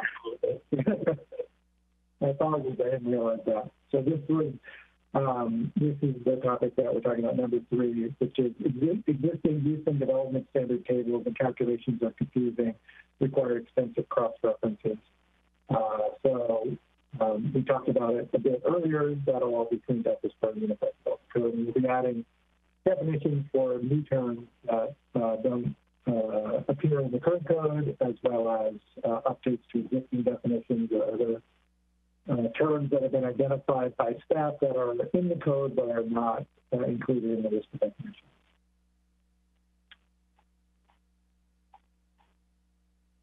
Okay, so the next one is the topic of schools, or more broadly, civic uses. We talked about this at the last meeting. There's sort of 2 approaches to this. One would ultimately be to create a civic zone, where when a school or other civic use is proposed, that that property would be rezoned. The other option, which we proposed as part of this effort, is simply to develop civic use standards that would apply to the existing zones. And so that's what we've done here. So one thing, I'm not sure if we talked about this last time, but currently if you go to develop a new school, and it could be a public school, it could be a private school, it's, I believe, a type 1 review process, which is a building permit review and no appeal and very little public process. And while some states will even exempt school development from permits, we don't do that in Washington. And, you know, if you think about other types of permits and sort of the order of magnitude in terms of the size of the development and the potential for impacts, you know, a school is fairly substantial, and yet the review process is much lower than, say, a short subdivision, which could just include, you know, a small number of new process. So what we would have proposed is to require a type 2 permit for new schools, so just bumping it up 1 level. The other thing we've noticed is that the city does not really have a what we call a site plan review process. There is this mention in there of a commercial site plan review, but, you know, typically you would have a site plan review process for pretty much anything non-residential, and that would include, you know, some sort of opportunity for public comment or public process. So that's something we're going to be looking at for scoping as part of phase 3. But in the meantime, we're proposing this process change. And then we've added some new design standards for civic uses that get at appropriate transitions to adjacent properties. And since these are all within the same zone, for example, you might be developing a school in an R4 zone, but the adjacent, you know, residential neighborhood is also R4. So that makes it a little tricky when you're dealing with transitions, because in the earlier example, if we created the civic zone, then you kind of use that hard line with which to develop your transition standards. But in this case, since it's all one zone, you kind of have to deal with that based on the adjacency of the properties and the potential for development. And in some cases, that property may not be developed yet, so you don't necessarily know what's going to be there. With that said, we have added standards for buffers, connections, minimizing impacts related to lighting, noise, and access. And those are all shown in the red and the underline. So it's a fairly short section at this point, but again, could be expanded in phase 3, particularly if there's a new zone created. So I'll pause there and open it up. Comments or questions? I had a couple. One of the questions, Jeff, to what extent could this likely affect existing facilities? So, you know, whether it's a school or a church or whatever, if they want to, would this apply if they want to add maybe put on an addition, or I don't know, I'm trying to envision changes that they might make. If their property right now doesn't comply, will that restrict them from being able to get a permit and do the change? Yeah, good question. I think the quick answer is we have the discretion to write that how we would like to do. So there's some options there. The way it's currently written, we don't have any special provisions. Therefore, the non-conforming provisions would apply, which does allow for expansions, but not to create a larger non-conformity. If we wanted to do something a little bit more flexible, then we could write that in. I think there could be a situation where it could make expansion difficult, but they may have some other options for how to do that. So I think it's just a question of how strict the city wants to be in that regard. And certainly I think in cases where you can do an expansion and comply with the standards, that would make sense. But, you know, do we want to go to the extent of like requiring a variance or something like that in situations where there's challenges? I think is an open question. But right now they would have to go through the non-conforming provisions if they can comply with this. It's easy for me to envision lots of situations where they don't have a 50-foot buffer, and maybe, you know, it's been that way for 30 years, and but the neighbors don't like it, and so the minute the school wants to add on or the church wants to, whatever, right? Yeah. And that could conceivably create a path for a dispute that maybe is not what the intent is. Yeah. No, I mean, there certainly is. So there's, again, a number of options, like, you know, let's say you're, you know, 10 feet into that buffer, you know, maybe you can expand at that continuous, you know, 40-foot line. Maybe it's not an issue to comply with the 50 feet. You know, it kind of depends on the situation. And I think the big question is just, do we want to rely on the non-conforming provisions, which would also give them the variance option too, or do we want to write in something that's a little bit more flexible for those situations? Yeah, good issue to bring up. Well, I'm not sure what would work best, but I think we should just at least be thinking about that. Yeah. Okay. The other one is let's see here. Number 4, vehicle access. Access to civic uses shall be from the principal street or arterial and not from a local residential street. And I guess that sort of forces anything that's a civic use or that falls under the structure to be built in only certain locations where there is an arterial or a you know, the right kind of principal street to be accessed to. I just, you know, I can think of certain instances that we've seen around this area where that maybe doesn't quite happen. And are we creating a situation where, particularly for a place of worship, we could, as a city, get ourselves in trouble because we have a requirement that restricts them? I don't have a problem with it. I think it's fine, but I want to just be thoughtful that we're not setting up a difficult situation for staff and for the city. Yeah, I think that's a really good point. I think our intention was more where there are more than one option, and the intent is not to route traffic through local residential streets where it can be avoided. But certainly there could be cases where there is no other feasible option, and so in that case we would rely on a traditional, you know, traffic study to kind of look at that and potential mitigation around speed and volume. So I think you're right. I think that was more my intention, and I would probably recommend revising it because you can't.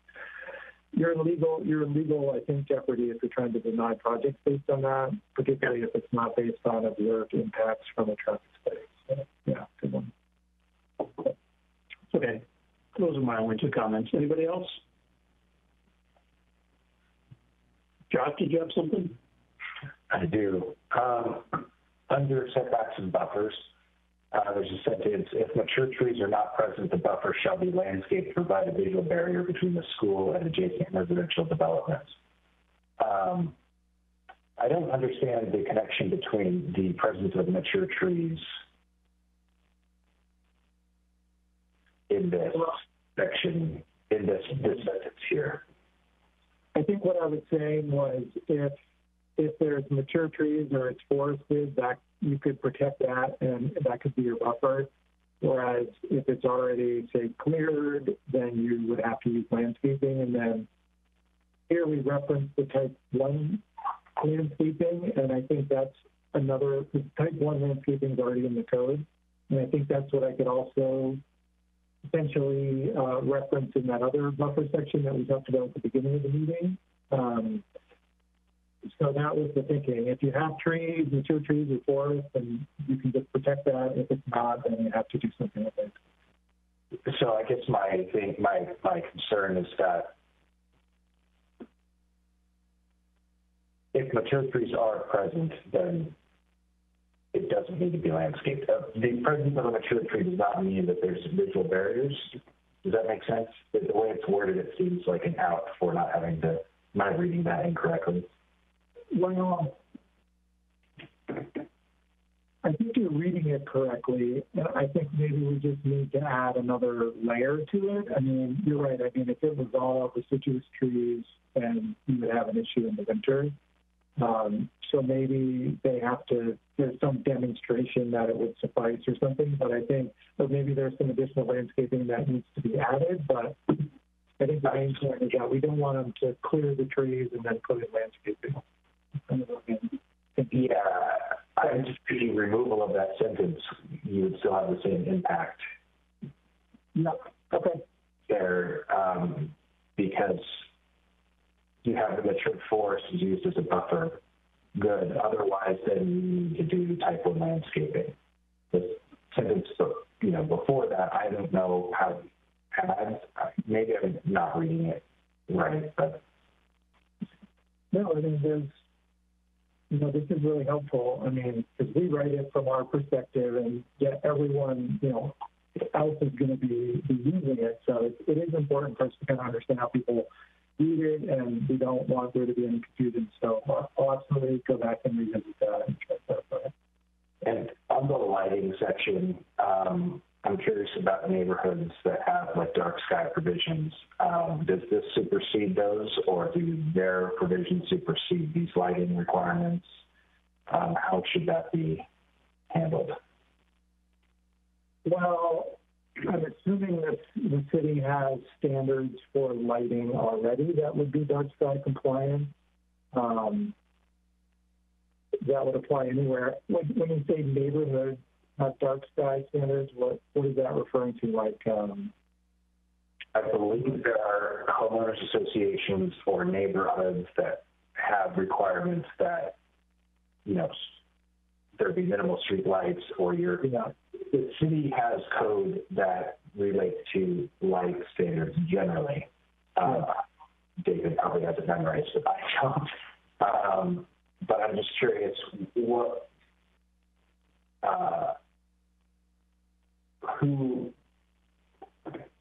which rules control here? Like, if there's a time schools can turn off their lights at night, like there's issues right now with ball fields being built in certain areas that lights. So I'm just curious if this presents a problem in the future. Is all I'm getting at.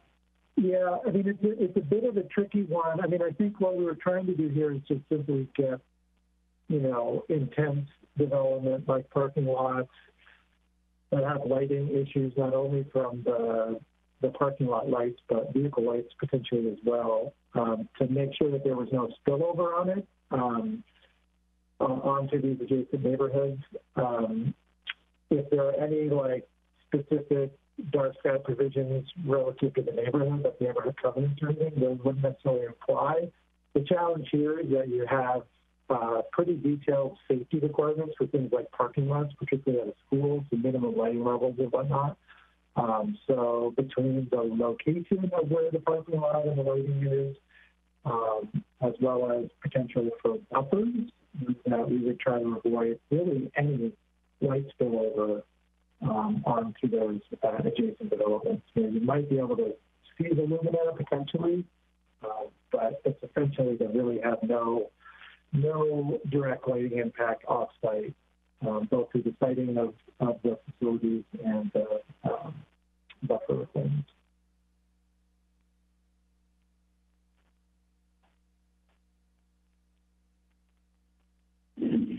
Anyone else on this topic? Nope. Okay. Number 7, there are no required baseline low-impact development standards. Existing standards should have incentives that are coordinated with the future PUD. There are existing incentives that we will potentially look at porting over to the Planned Unit Development Code. And we did add sustainable site planning criteria, and then we're looking at the LID incentives. So this one, couple things. So we already reviewed the neighborhood design section that has that. And then another thing that we've been looking at is the thresholds for drainage review. That's obviously related to permitting requirements. And we discussed initially about whether to put those in Title 13, which is the stormwater section and generally administered by Public Works, or into 16 as it relates to the clearing and grading, since those are kind of connected. And we recently met with Public Works and discussed this internally. I think our thinking is that we would try to avoid any direct changes to Title 13, and we would instead incorporate these same requirements into the Title 16, which is related to the clearing and grading permits. And Public Works is going to be working on updates to Title 13, potentially coordinated with Phase 3. So there will be some recommended changes to how this is done. So right now, you can see in this section, we've recommended some lowering of the thresholds for drainage review, which again is kind of consistent with some of the themes that we have been using for this project, which is generally to strengthen the requirements for permit review, particularly as it relates to clearing, grading, stormwater, and anything related to environmental impact. So if you have comments on this, we'd be happy to take them, but just with the understanding that we're going to move some of this content to Title 16 and delay the changes to Title 13 until Phase 3. I have just a minor one, I think, for clarification. So Section C would construct a modified drainage pipe or ditch 6 inches or more in size or depth. Is it the pipe that's 6 inches, say, in diameter, and the ditch that's 6 inches deep? I was confused by size or depth. Yeah, so depth if it's a pipe, size if it's a pipe, depth if it's like an open trench. Okay. Yeah, when I first read it, I thought, oh, the pipe's 6 inches deep, but no. So yeah. Yeah. Okay. Yep. Yeah. So that might need a little fine tuning in the wording. Okay. So to be clear, we're not going to be coming back, and the next time you'll see this, Title 13 will not be included. Instead, what we'll do is we'll port over the 1,000 square feet limit, and we'll also be adding some other things to the clear and grade code, Title 1615. The issue here is that right now there's a bit of a gap in our code because, as you can see, 1320-0201 says that drainage review is required when any proposed project is subject to a City of Sammamish development permit, and, right, so then it lists off these things here. The part that we're most concerned about addressing is when a development permit is required, because as it stands right now, there are many exemptions and scenarios when permits are not required. So what we want to do is to refine down the language about when a permit is required. For example, when you disturb, say, it could be 500 square feet, it could be 1,000 square feet. It really depends on what the commission is comfortable with of area. So if you disturbed 1,000 square feet of area, just as an example, if you moved 5 cubic yards of material, it could be 2 cubic yards. It just depends on what the commission wants. Or another one that I like that I've seen used is anytime a piece of ride-on equipment is used for earthwork, that's when a permit's required. And the issue there is that people start out a project and they're like, oh, I'm not going to move more than 5 yards. And they go and they rent a track hoe, and then they're 30 yards into it, and they realize that, oh, I kind of did a lot of damage here, right? So one of the things that I like to be is really clear that if you're going to go out and start doing earthwork with a ride-on machine, even down to the level of what's called a dingo, which is where you stand on a platform behind it, you need to get a permit because we want to know what you're doing. You want to know that there's adequate erosion control in place. We want to know that you're not creating an impervious surface. We want to know that you're protecting trees. We want to know that you're protecting native vegetation. And we also ultimately want to know, are you going to affect downstream property owners and downstream neighbors who might be affected by erosion or surface flows that resulting from your project? So that's really where we think our energy is better spent.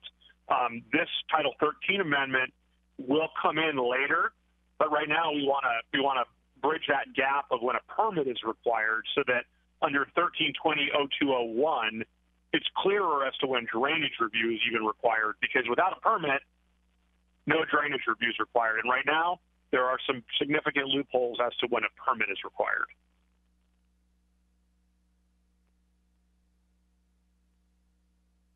Comments about that, Josh?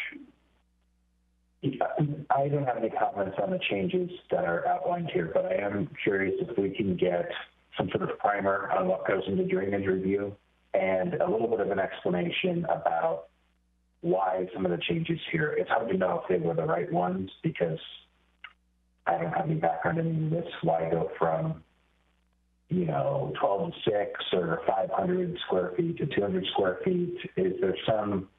I'm assuming it wasn't arbitrary changes, so I just want to understand the background. And we don't have to go over it in the meeting, but if we can actually point in the right direction, it'd be helpful. So we'd be happy to provide that with phase 3 because we're actually going to be pulling this section that you're looking at, and this will no longer be part of our code amendment going forward. Got it. I thought this being combined with something else. So this just scratching it entirely, it's not really great. Okay, then never mind. We'll get to it later.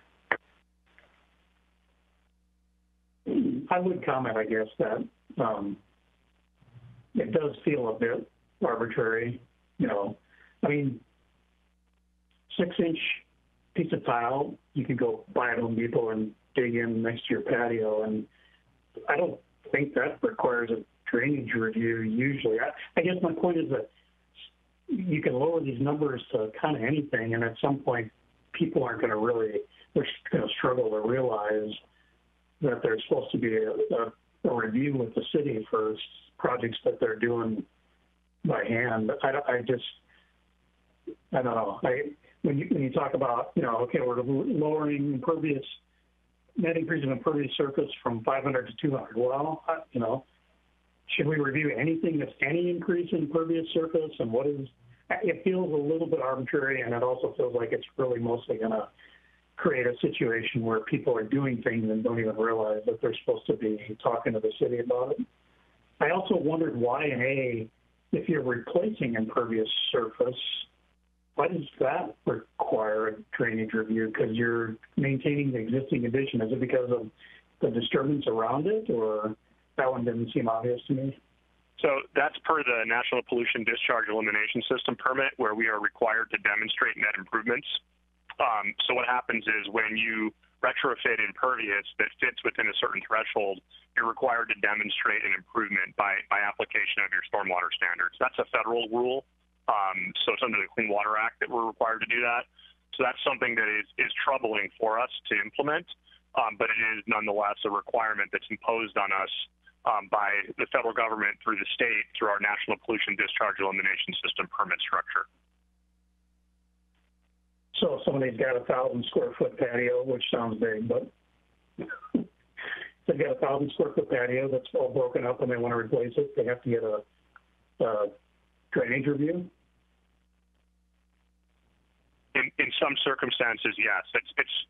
So the manual itself is fairly complicated. So this is why we wanted to pull Title 13 here, because this is a whole can of worms. The last time we amended Title 13, we got caught in a spin cycle, and it took a lot longer than we wanted to just because of the conversations that went on.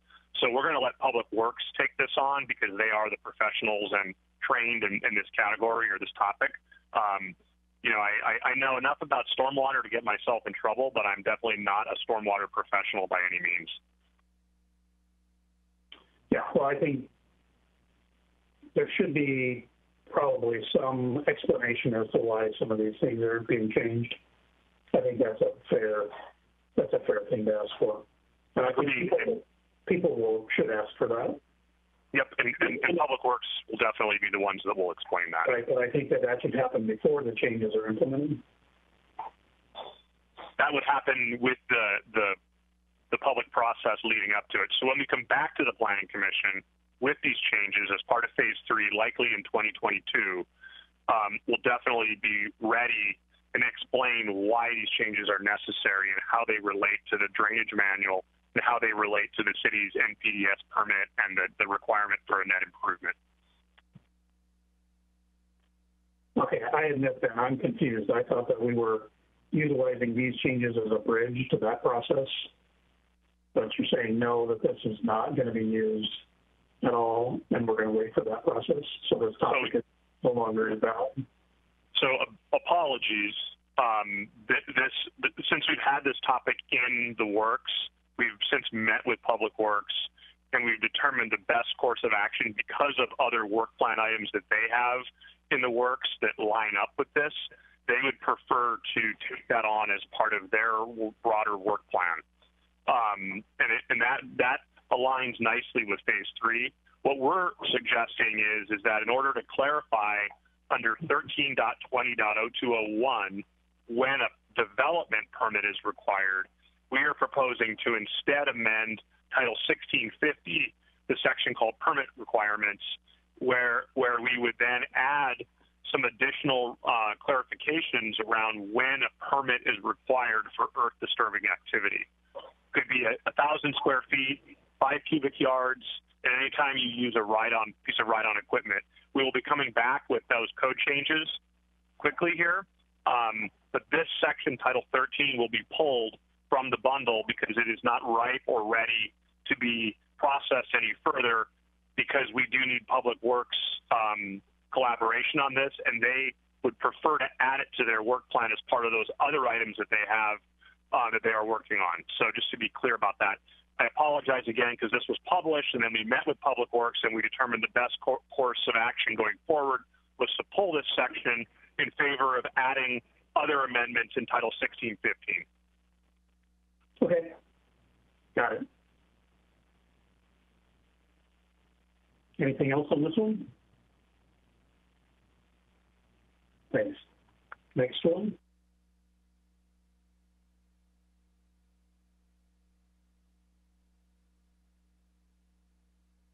Okay. Next one, number 6, deals with the reasonable use exceptions.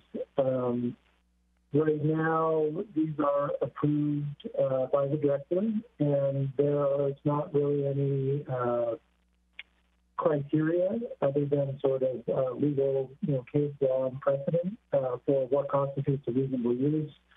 This is in a situation where current regulations would deprive the property owner of reasonable use of the property, and so they go through this exception. Oftentimes, it could be to develop a single-family home on a property that's otherwise encumbered by critical areas. And so there's also kind of a process component to this. How do you determine what a reasonable use is? How have you considered the range of options that are allowed in the land use code? So we have a couple of preferred solutions here. One would be to require a review by the hearing examiner, which would include a public hearing and more opportunity for public input. This would have a recommendation from the director and from staff on that. And I know this is something we talked about with the commission last time, so I'm curious for your thoughts on that. And then to supplement the exception process with some additional criteria and analysis regarding S3. So go down here. A couple things. One, we have implemented a written code that would implement what's called mitigation sequencing, which is a process when you're dealing with critical areas to kind of first try to avoid them and then kind of go down the line review different options, trying to minimize or avoid impacts to the extent feasible. The concept of no net loss of ecological functions is something that's often used in shoreline planning, but I think it's applicable here when you're dealing with critical areas. We have a thing in here that says, you can't kind of create your own hardship, so it can't be something that has been done intentionally after the effective date of this code, which theoretically would be at the end of the year. So requirements for a reasonable use exception, you have to have a critical area report, site plan, monitoring plan, including an annual report.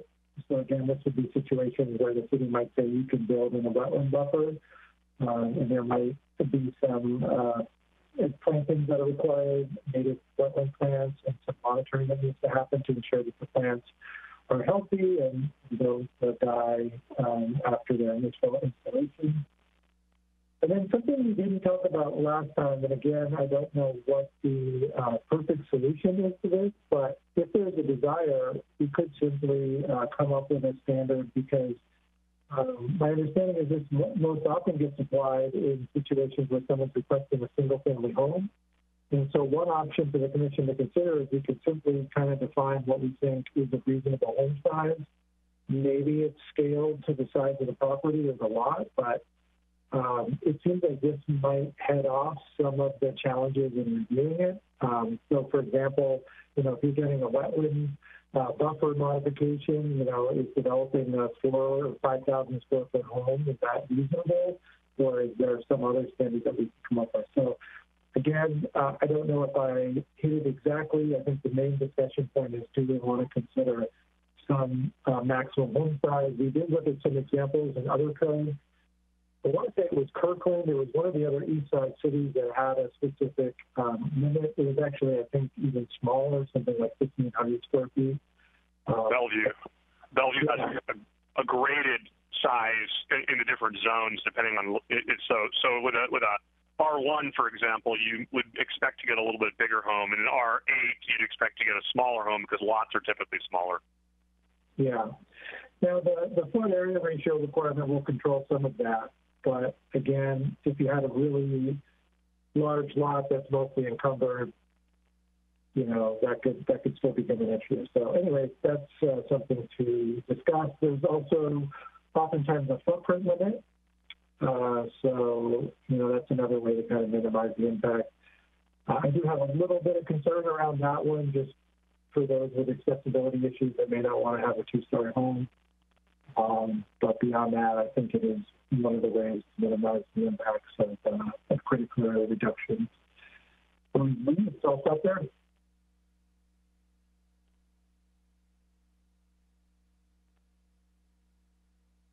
Anybody have any questions about this?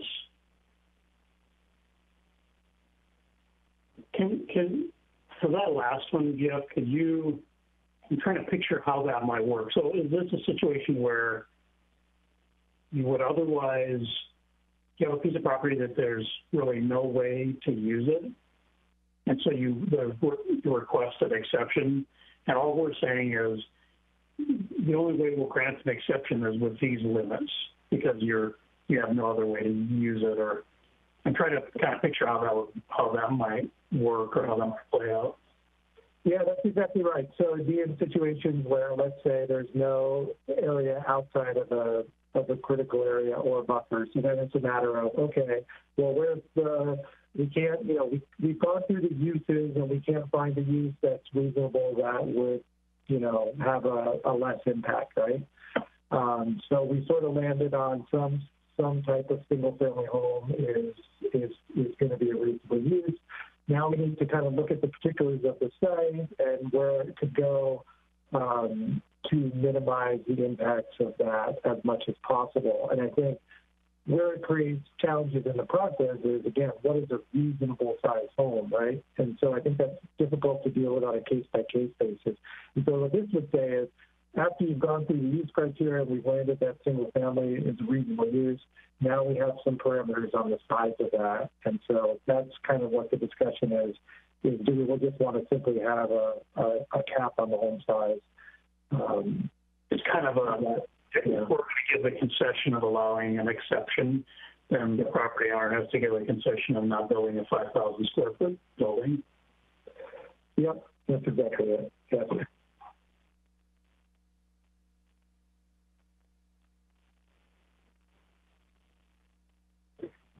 I have a question related to the insert of economic.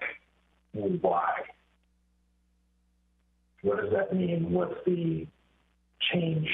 Sorry, scroll up. It's to a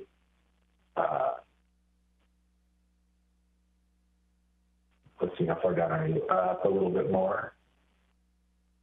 There we are. So to a II.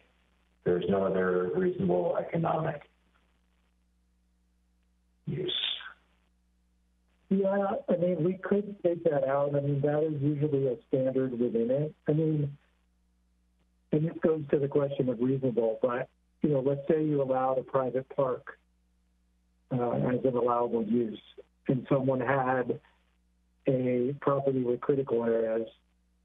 Would you say, no, you can't develop a home, you can do a private park?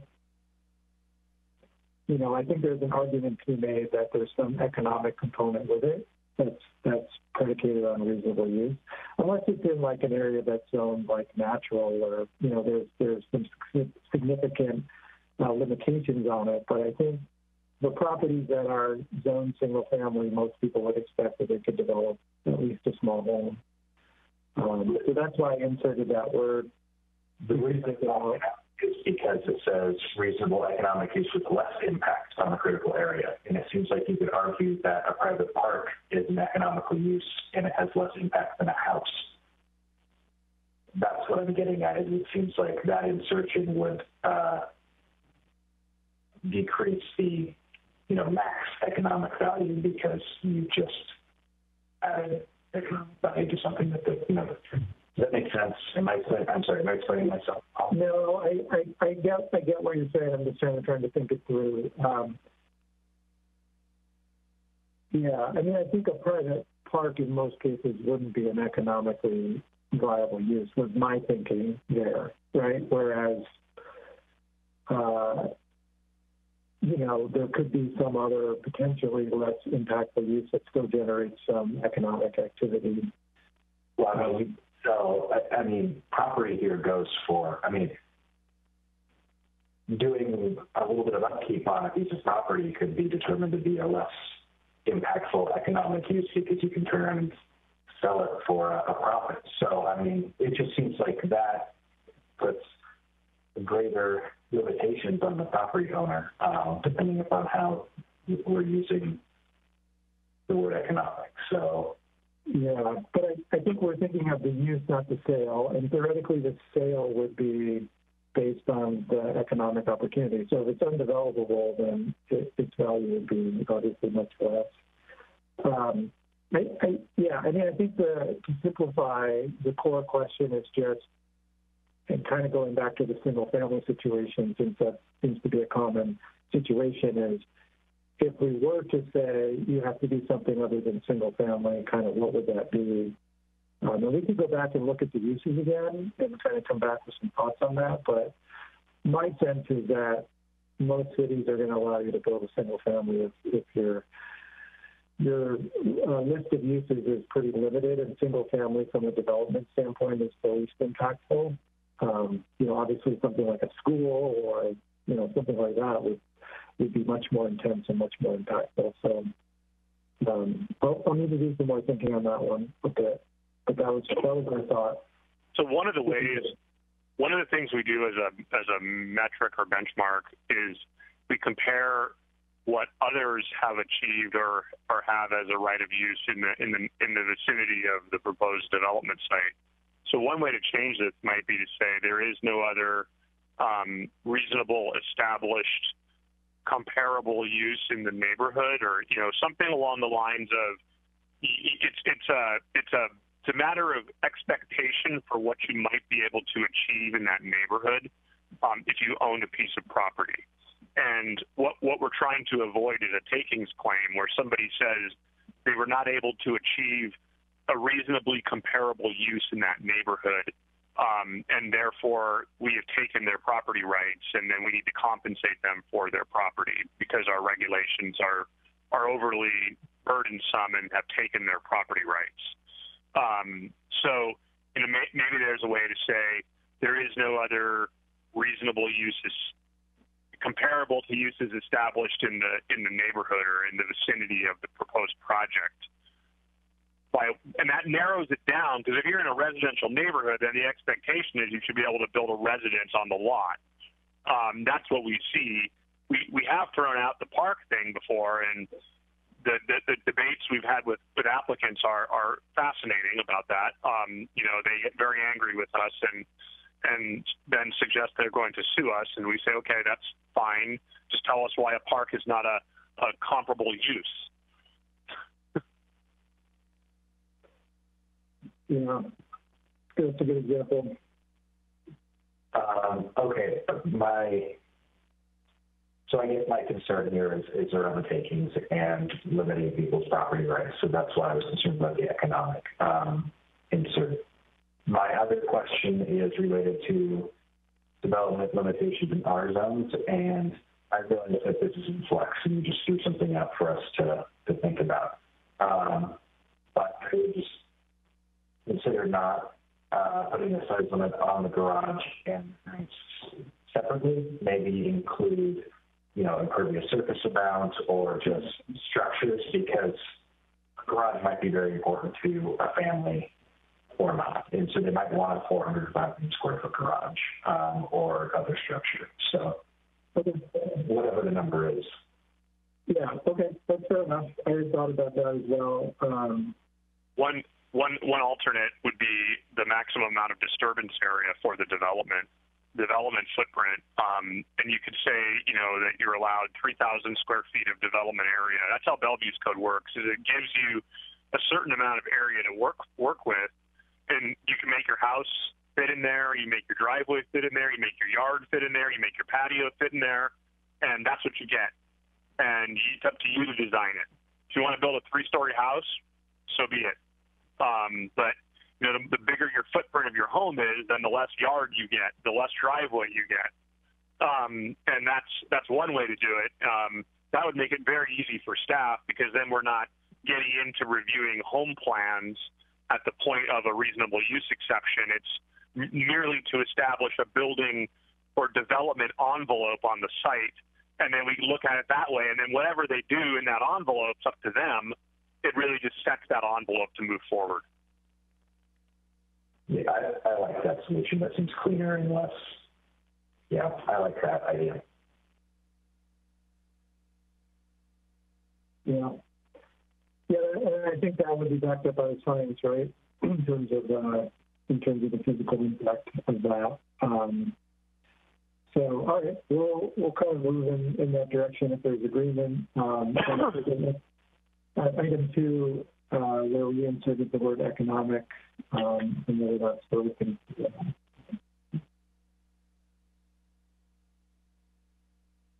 You do have some language about analyzing the underlying use, which feels like that's really what you're talking about, so maybe there's a way to tie that together. Yeah, I mean, I put in the word economic more so to avoid the takings. It would give the city sort of less ability to require something that didn't have some sort of economic value. But maybe there's a better way to write that.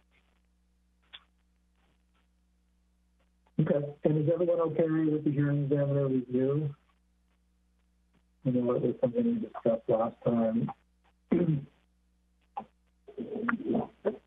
So for these from the staff perspective, it's a really torturous place to be, because you typically have neighbors who are objecting to the notion that the site be developed. They've gotten used to it being, green space, or they are truly concerned about the stability of their own home.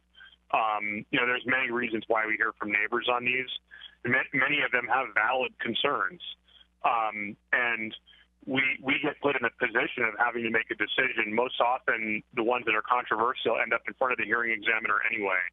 So we decided it's probably better just to go straight to the hearing, let the neighbors have their voice, let them provide evidence, and let the hearing examiner make up their mind about whether or not the city did adequate analysis in demonstrating that there isn't going to be a catastrophic slope failure or a degradation of a wetland or something because the mitigations that are proposed or the engineering that's proposed is adequate. That's really the best person to make that decision. And it takes the pressure off the staff. I know, many of my staff often just, it's an unpleasant place to be having to make these decisions because you either have an applicant complaining that you're taking their rights or you have a neighbor complaining that you're ruining their life. So we need to really let someone audit our recommendation, and that's what the examiner does. Is it's transparent, it's open to the public, and they ultimately render a decision that then is appealable to Superior Court.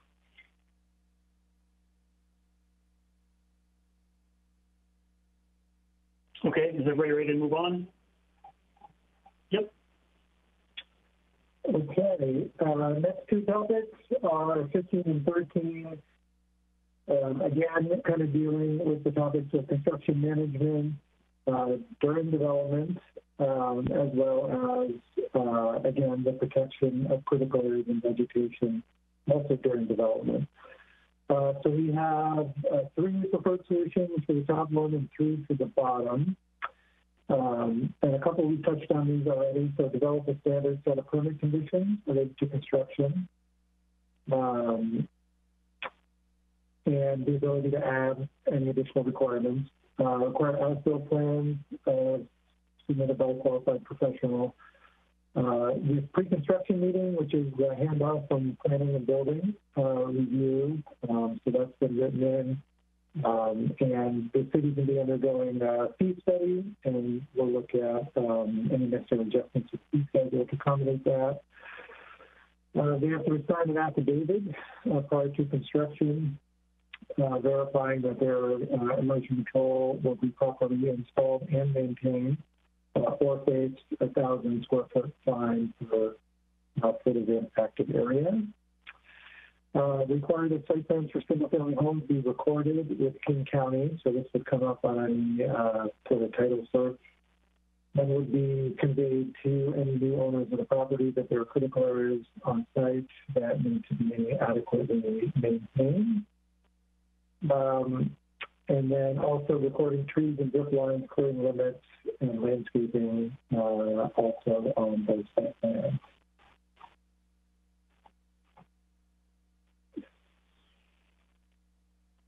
So the standard permit conditions are in process. Those will not actually go into the code itself.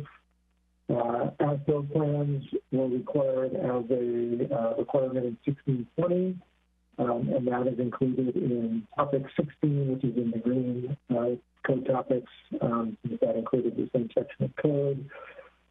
We added a new section, 1620 to 222, requires a pre-construction meeting for all projects that go through planning review, the affidavit requirement, and then the recorded site plans, the notice of title, and including those other elements on the site plan. So that's a summary of that one, and I'm happy to answer any questions and have discussion.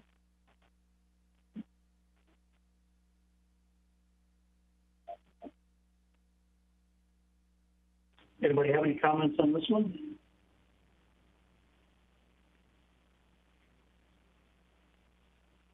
Everybody probably ran out of steam by the time we got to this last topic.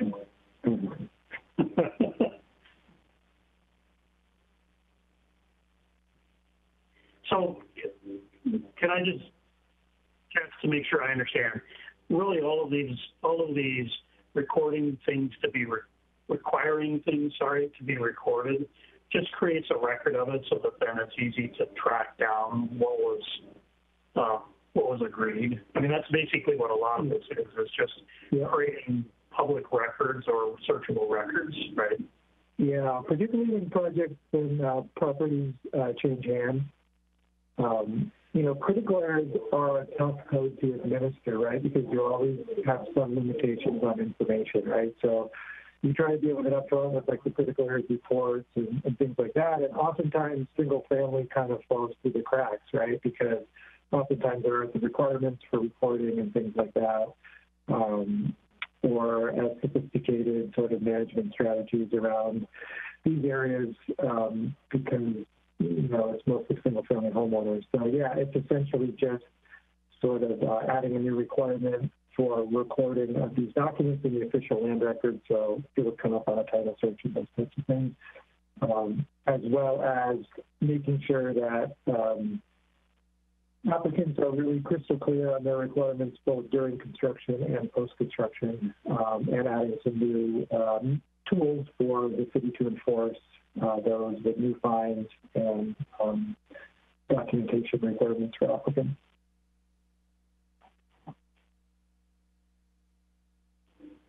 Okay. Are there any other questions or comments on this one? Looks like no. I think we're done, Jeff. Wow. That was awesome. Thanks so much, everyone, for all your comments. We'll make sure that we're tracking and responding to all the comments going forward. And the last thing that we have to do is just give you an overview of the Plan Unit Development Code. Are you ready for that?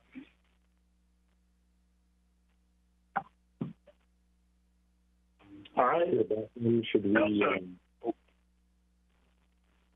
I was going to say, with the remainder stuff we have on agenda, should we extend the meeting a little bit?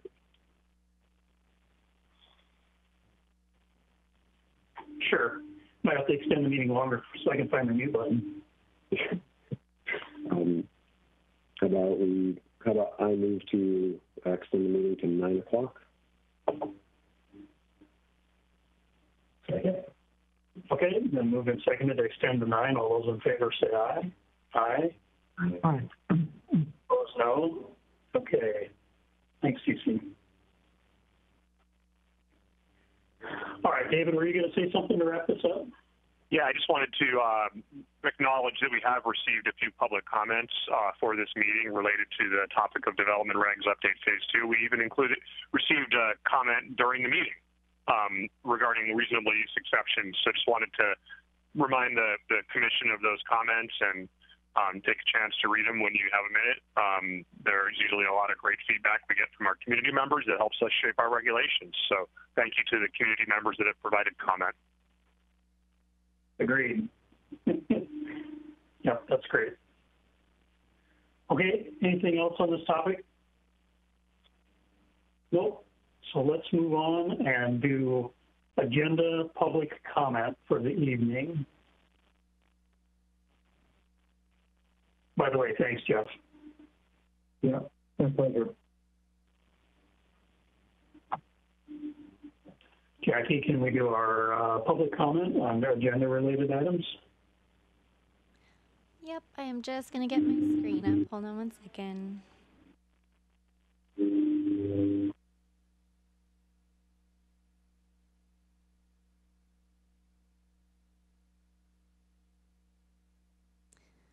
Sorry about that. So I'll go ahead and read the statement one more time. It looks like we do have one caller on already, but we'll just give people a chance to see the phone number and call in.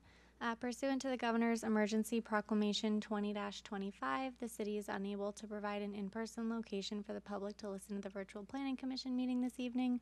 Meetings are still accessible to the public, and public comment can be submitted. For verbal public comment, up to 7 minutes may be provided per person live during the meeting. In order to provide verbal public comment, you must call in. Please call the following number and input the access code when prompted.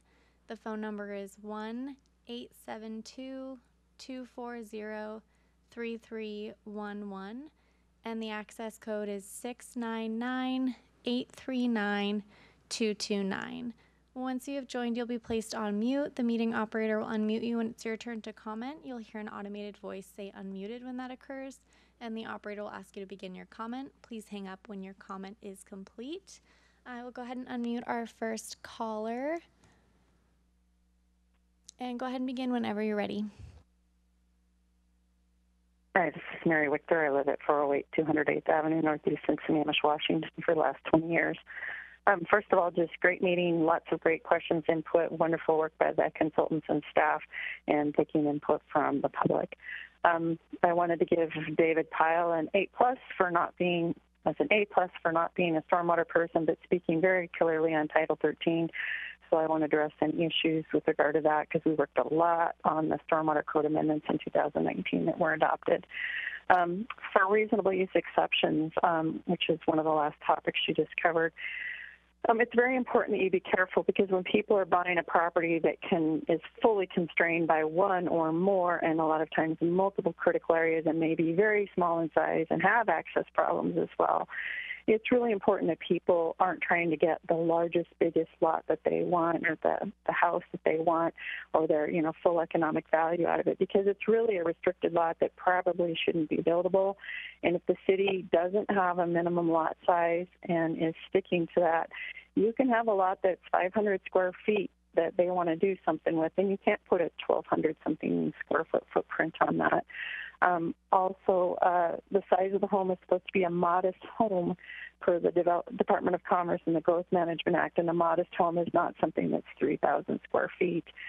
There are other economic uses. For example, in Inglewood, which is a historic plot from 1889 when Washington was a territory and not even a state yet, a 2,500 square foot lot, if you give a 15-foot wide by 100-foot long easement to sewer and water to go through there so other people can access it, that only leaves you 1,000 square feet less, and you can't put a 1,200 square foot footprint house on that. And then I like the questions that Josh Amato had asked about other uses. I do like the idea where you have a development area, so you have a driveway, which has sort of been neglected in the numbers. You may have a garage or a car part or not, because there are houses, even in Tamarack where I live, that don't have those. And then it might just be single-story or two-story and doesn't need to be the three-story, so I think limiting it is a good idea. So I'm seeing some start of good ideas there, but probably not enough to keep it modest. And be aware that the constrained lots that people are buying cheap and trying to build big homes on are entirely constrained for really valid reasons. The other way the city can get around this is there's this thing called transfer of development rights. And I know we put that in as a docket item. It was accepted. We had to fill out the full SEPA for it. And that could be put on the work plan. And that's a way to get around the takings, is the city gives another way that a developer can buy those rights, put them somewhere else, and they don't have to be on these very wetland or stream or geological hazard areas. And then just I wanted to talk on the Type 2 versus the Type 3 review for reasonable use exceptions. Currently, it's a Type 2 for reasonable use exception, so there is public comment can be given and has to be listened to, and then an appeal would go to the hearing examiner, whereas a Type 3, David Pyle has been suggesting maybe that a city should just give a recommendation and have it go to the hearing examiner. As a person who's given extensive public comment for the last 6 years and having participated in some public hearings on various things, including RUEs, it's extremely hard for a regular person to go and give their public comment at a hearing examiner level, and also making the hearing examiner know all the city code and the prior vested versions and the new code is just way too much detail. I really feel like it has to be a staff member that does it. And then the RUE shouldn't just worry about the existing lot. It needs to look at what's connected to it, what's around it, what's above it, below it, next to it, beside it. Where did the water flow? Where does it flow now? Why was it changed? What's been ripped up and destroyed in the past? And then the city, when they review it, they can take input from the many neighbors or a few neighbors that have valid concerns, and you can piece together the whole history of that. And then that information can be given to the hearing examiner if the city either denies it and it gets appealed, or if the city approves it and it gets appealed. I've seen a couple go through that way, and that seems to work okay. It's a nasty process. It's long, it's complicated, it's involved, but so are these parcels. So without a transfer of development rights program, which is also suggested by the Department of Commerce for doing these, that's what we're stuck with. And when you don't have a minimum lot size, you can't do a set or fixed number. You have to do as a percentage of the lot size, because obviously a 1 acre lot could potentially have a bigger thing than a 500 square foot lot. So I wanted to talk about that a lot because there's been a lot of contention on school sizes. I think we should let whatever size school can be built because it's way better to have the building serving the people in the size that it can be rather than having a bunch of portables or not being able to expand it later, be it public, private schools or religious or other type of buildings that might be important to people. On clearing and grading, I really like how David Pyle, director, had talked about trying to define what permits is needed. I did recently something on my property I thought would require a permit, but it didn't because it was under 2,500 square feet of clearing. But it still said that I had to follow the city code and do native plants and such. So people do have to follow the code, but nobody knows what they need a permit for and when, and they don't know what they can do with trees. And I think some of that can be worked on through like a tree board or other things with things on the website, but we really need to get that ironed out in the code, so I'm super happy that's part of it. I wanted to compliment Jeff Arango, the consultant, too. I talked a number of times about having deciduous things that look dormant or dead in the winter versus evergreen things that give screening and provide stormwater controls much better year-round. And he did add a number of places that we should have year-round screening. And I like that because it kind of bespeaks to the evergreen portion of things, whether they're big trees or shrubs or something that are evergreen. But I really don't see how we're getting away from people just planting rows of Arborvitae pyramidalis, which I believe is not a native plant here. Those are the tall, skinny, narrow trees that never really end up with much of canopy, or just putting in grass a lot of places. I think we need to find other ways to do more plants. And then I don't have much time left here because I only get 7 minutes, but I just wanted to say I think things have been going really well, and I'm super impressed with the commissioners and your reading and your wording, sleuthing, because a shall is a shall and a should is a should, and you need to know those, and I thought that was very, very good comments that you guys had today. So I hope everybody sends their things in, and I will write up other comments that I may find in my notes later. Thank you so much for listening. Thank you, Mary. I'll go ahead and place you back on mute. I'll hand it back to you, Chair Boffman. That was our only comment for tonight. Thanks, Jackie. And yeah, thank you, Mary, for your comments. Before we adjourn this evening, I want to encourage everybody to take a look at the calendar for our upcoming meetings. And in particular, Jackie has asked everybody to respond to her email about availability for July 1st. Because that's the Thursday evening before the July 4th holiday. Thought maybe we should check and see who's actually going to be available, who might be traveling, and that sort of thing. So if you haven't already, please reply to Jackie to make sure that we're tracking with that. All right. Unless anyone has anything else, someone could move to adjourn.